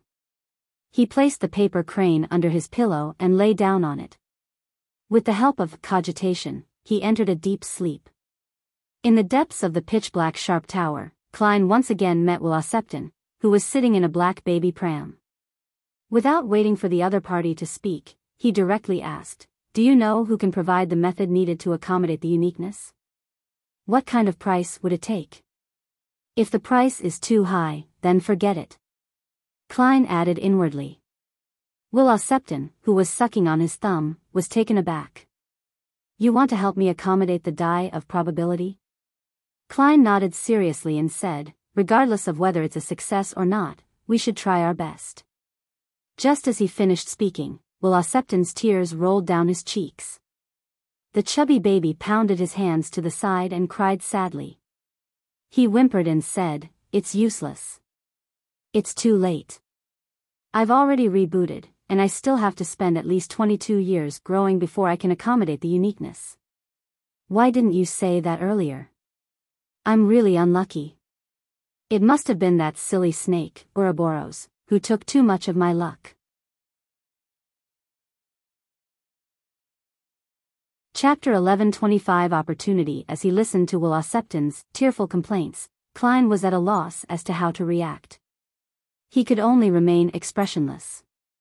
After the baby wrapped in silver silk calmed down, he asked in puzzlement, "Even if I said it earlier, it's useless. When I met you, you were already rebooted." "No, I was still Wuxia Septon at that time. I didn't have Ceres as my last name, I'd rebooted for a long time back then." The chubby baby wiped his tears and said, "Although I'm still quite some time away from becoming an adult, as long as I'm willing to take a certain risk, it's not impossible to accommodate it. With the luck I've accumulated, that risk can be resolved. But the difference now is just too great. There's no way to make up for it." With a thought, Klein said after some deliberation, "Perhaps you can find an angel from the Marauder pathway to steal time from you, allowing you to grow up faster." Wuxia Septon was still choking as he shook his head and said, "It's useless. It's impossible for them to accurately steal my childhood and teenage years. If it's only a matter of time, it won't allow me to grow. It will only reduce the age I can originally live to. When the time comes, Wuxia Septon's series will die prematurely, having been born June 1350 and dying October 1350, for a ripe old age of 4 months, but I've seen cases of aging rapidly due to the theft of time." Klein recalled what he had seen in Amon's mausoleum. The chubby baby still shook his head. "No, that's just a manifestation of it being symbolized. If it's used on me, it will just be a baby that starts to grow wrinkles while his hair turns white. To truly accurately steal the childhood and teenage years, it has to be Amon, and it has to be his true body in person, At this point, the baby wrapped in silver silk and Klein fell silent at the same time. No one spoke for a long time. If he were to get him on, the years that were possibly robbed wouldn't be limited to just the childhood and teenage years. After a while, Klein took a deep breath without hiding anything. Then there's no need to consider this for now. However, I still want to know where I can find a way to accommodate the uniqueness. If I have a chance to get it, I definitely can't miss it. Who knows when it might come in handy in the future. Wuxia Septon put down his tear-stained palm and sniffed. There's no need to ask others. I've already gotten it long ago, but I can't do it. Otherwise, do you think that me being president of the Life School of Thought was for nothing? Klein was surprised and curious. Why can't you do it? Wuxia Septon pulled the blanket in the baby's pram and said, there are 3 ways to accommodate the uniqueness. One is to be born naturally with it, which is equivalent to being a uniqueness coming to life and imbuing human nature into it. The other is to make the uniqueness come to life to a certain extent before forcefully putting it into one's body. By relying on the power of the Creator to suppress it, it will slowly take quite some time to slowly wear it down before one gets used to it and achieve a balance. The third is to concoct the uniqueness into an incomplete potion and drink it with a simplified apotheosis ritual. There's no need to mention the first method. This is why those brothers are enviable. The second is impossible after the ancient sun god's death. The third is the only viable option at the moment, but for the sequence 1 of the fate pathway, it depends on the machinations of fate. The first point was mentioned in Emperor Roselle's diary. It was said by Mr. Dorr. Does the second point mean that, after the ancient sun god wielded so many authorities, he was at least half a level higher than the present true deities, or even 1 full level? The Creator's level? As if in thought, Klein asked, what do you mean by only depending on the machinations of fate? What has this got to do with me saying earlier that I can help you accommodate the uniqueness? Wuxia Septon's chubby baby face revealed a look of poignancy. The apotheosis ritual for the fate pathway might be the simplest, or perhaps it's the most difficult. As long as we find the correct opportunity in the torrent of fate, we can directly consume the potion and attempt to advance. But the problem lies in the fact that the exact opportunity cannot be divined or predicted. There's no way to lock onto it. I can only eliminate certain interferences and patiently search as I experience life. I've already rebooted countless times and I've spent ages, but I still haven't encountered it. At this point, the baby's tears flowed down again. It sounds simple, but in fact, one can only rely on fate. It really depends on how well you look. With a sigh, Klein asked in enlightenment, when I said that I would help you accommodate the uniqueness, did you vaguely grasp that opportunity? The chubby baby cried even harder. Although I didn't really find it. I did sense it to a certain extent, is that so? Back then, when Wuxia Septon came into contact with me, other than hoping to receive the help of yesterday once more, was it also pushed by luck? What a charlatan. Klein tersely acknowledged. Then there's no other way, you can only give me a few more of those charms. Wuxia Septon nodded heavily. All right, replied Klein generously. He then added, you have to give me a few paper cranes. With that said, the baby wrapped in silver silk and Klein fell silent. In the rental apartment, after waking up from his dream, Klein got out of bed and walked to the room outside. He took out pen and paper and began to write to Leonard, I obtained charms that originate from high-sequence beyonders of the seer pathway. It allows someone to borrow power from their former selves. Klein didn't mention that it might be something his dear poet needed, as if he was simply describing it. After folding the letter, he took out a gold coin and a rectangular diamond-like charm and blew into the adventurer's harmonica. Rionette Tynker, who was wearing a dark and complicated long dress, walked out of the void with 4 blonde, reedied heads in hand. All eyes were cast towards the yesterday once more charm. The 4 heads spoke one after another, who, to deal with, this time, so direct. Klein sighed and smiled. It's unconfirmed yet. I'm going to attempt at foiling George Ill's plans. I might need your help at critical moments. The four heads in Rionette Tinker's hands spoke one after another. This sounds extremely dangerous, requires higher payment, more of these charms. The comber of Klein's forehead twitched as though he had experienced the pain of tearing his soul apart. 3. Rionette Tinker's head, who had failed to join in the final sentence, shook. Klein smiled and answered, "No problem, but it will take 1 to 2 weeks. Firstly, he had recently separated many worms of spirit and made quite a number of yesterday once more charms. It made him feel like he was nearing his limit and needed some rest. Secondly, he felt that it would be another 1 to 2 weeks before he could digest the Bizarro Sorcerer Potion and attempt to advance to Scholar of Your once Miss Magician's new book was published. When the time came, he might have a simpler method. Rionette Tinker's four heads began to bob with the help of their hair, indicating that that wasn't a problem. Klein then pointed at the letter and gold coin. "Send it to the mailbox at 7 Pinster Street." He had previously divined that Leonard wasn't at home. Apparently, he had gone south of the bridge. One of the heads of Rionette Tinker tilted up as she sucked the letter, gold coin, and yesterday once more charms into her mouth. As he watched Miss Messenger enter the void and vanish from his room, Klein pondered for nearly a minute before beginning to set up a sacrificial and bestowment ritual. Since the Bizarro Sorcerer Potion was about to be completely digested, there was no doubt that he had to prepare the various ingredients for Scholar of Your in advance. Among them, the demonic wolf of Fog's transformed heart and white frost crystal could be obtained from the Evernight goddess. And with the demonic wolf's transformed heart, he could go to the spirit world to bait a hound of Fulgrim. After a series of tasks, he finished setting up the altar and took 2 steps back to inspect the surroundings. It's still considered clean. In addition to the Wall of Spirituality's seal, it satisfies the requirements of a ritual.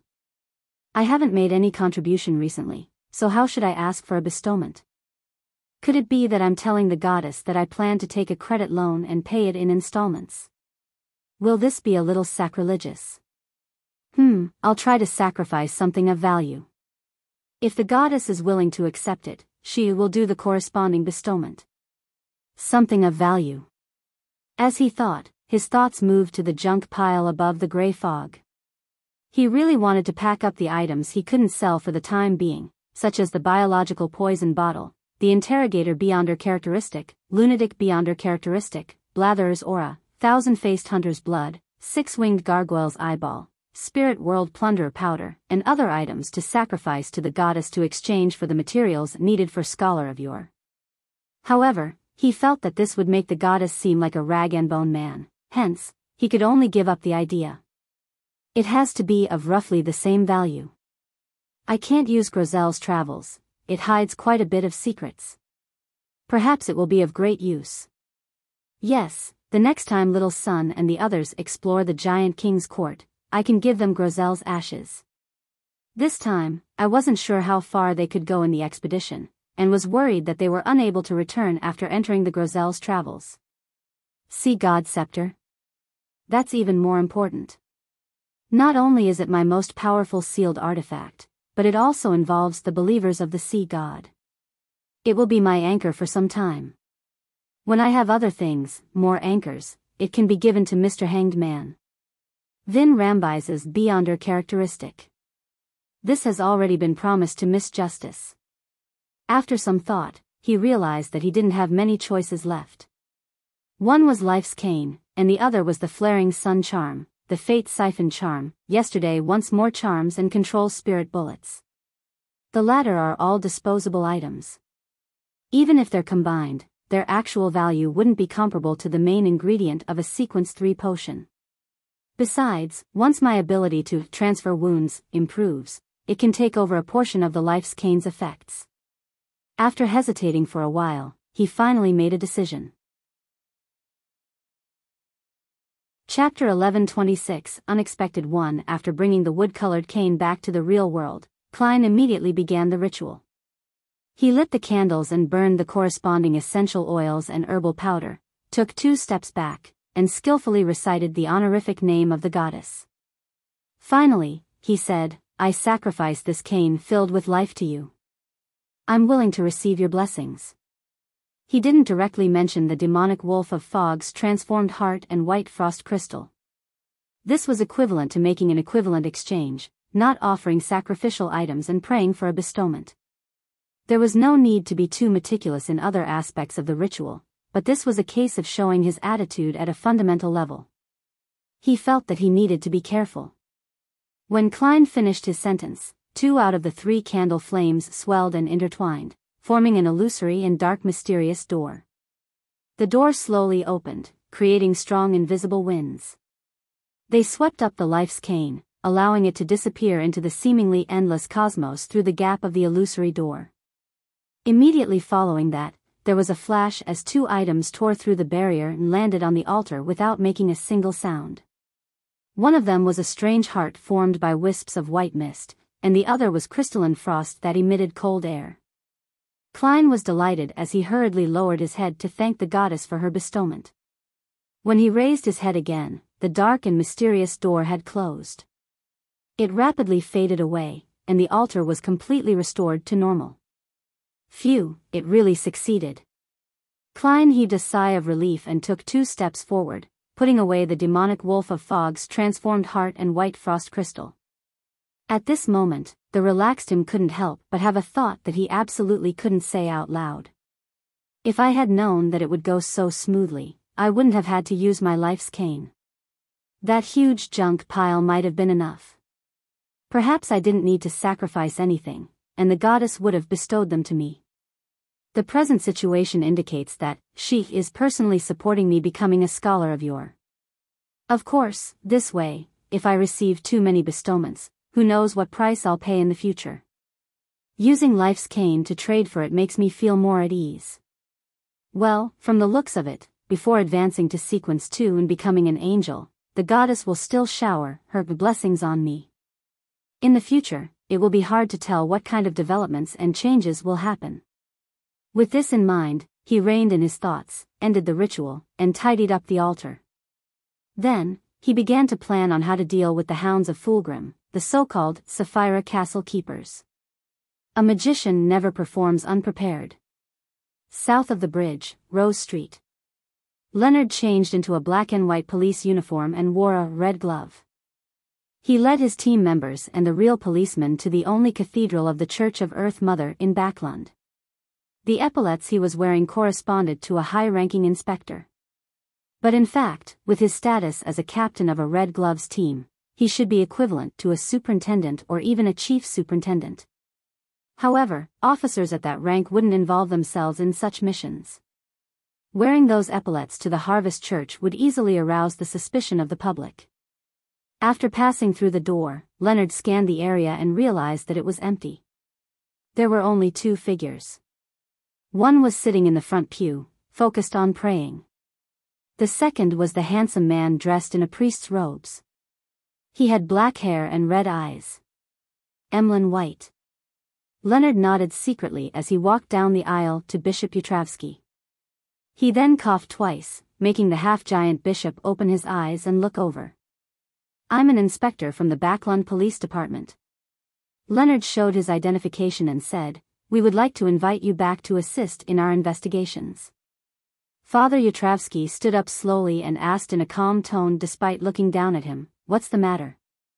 "The nearby residents reported your abnormal behavior, saying that it's possible that you're a spy for Fasak or Fainapotter."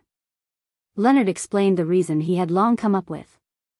At the same time, he was prepared to pull Bishop Yutravsky into a dream at any moment. Once he resisted, he would try to control this blessed in the shortest time possible.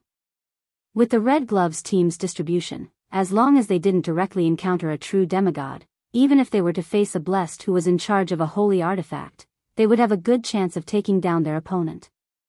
Furthermore, before Leonard set off, he had applied for a Grade 1 sealed artifact. This was also the reason why he had delayed taking action until today.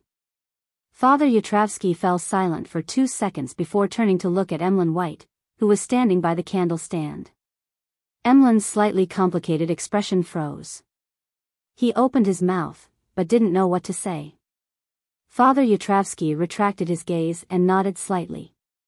"Okay, so cooperative?" I thought we would experience an intense battle and that we had to be very careful not to cause any casualties. Leonard was taken aback before he smiled. Thank you for your cooperation. If there really was a battle that ended up harming a blessed of Earth Mother, Leonard suspected that the tense situation would rapidly be aggravated. Through the ancient history in Grozel's travels and the various secrets he learned from the Tarot Club, and the corresponding explanations of Old Man Palez, Leonard knew that the relationship between the Church of Earth Mother and the Church of Evernight was like dried timber. It could be ignited with a tiny spark. When the time came, the history books would record today's events.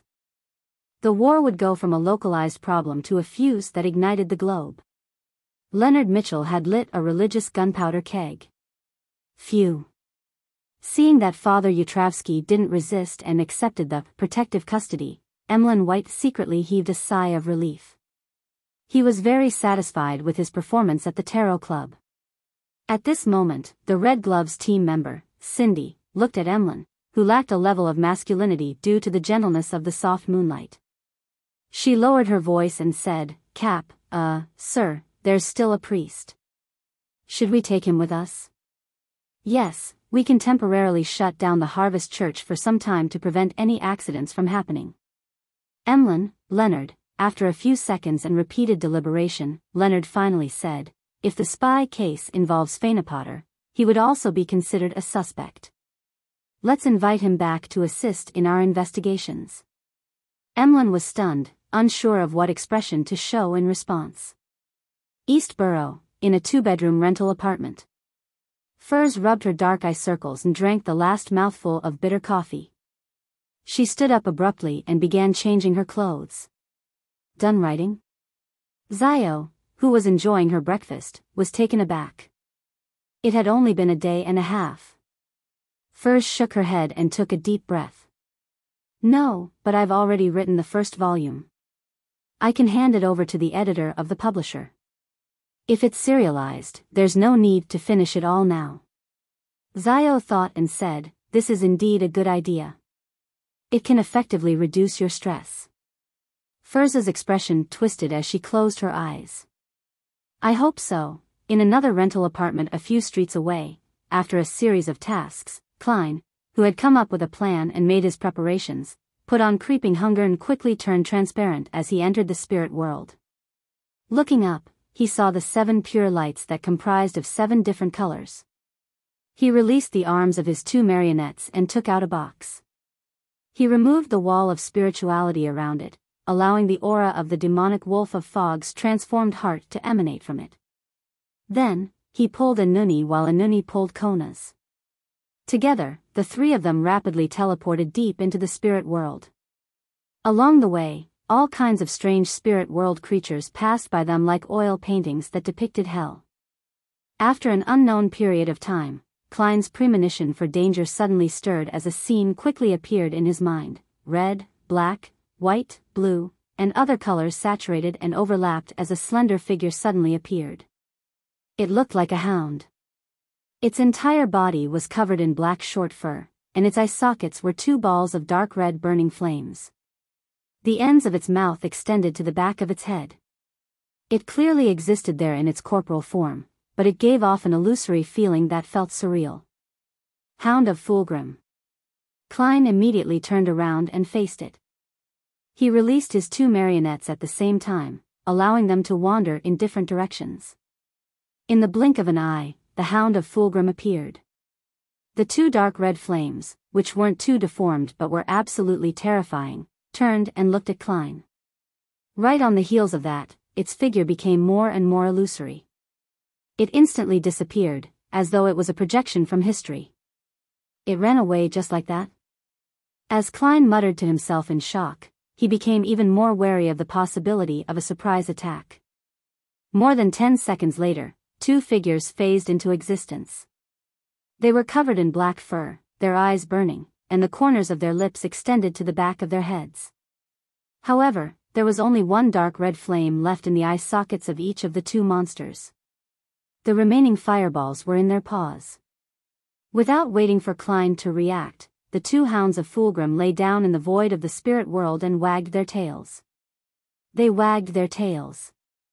Klein's mouth was agape, wondering if he was dreaming. You're tuning into the Biyao's Wuxia Chronicles YouTube channel. Don't forget to subscribe and join us on this journey to catch the most captivating stories.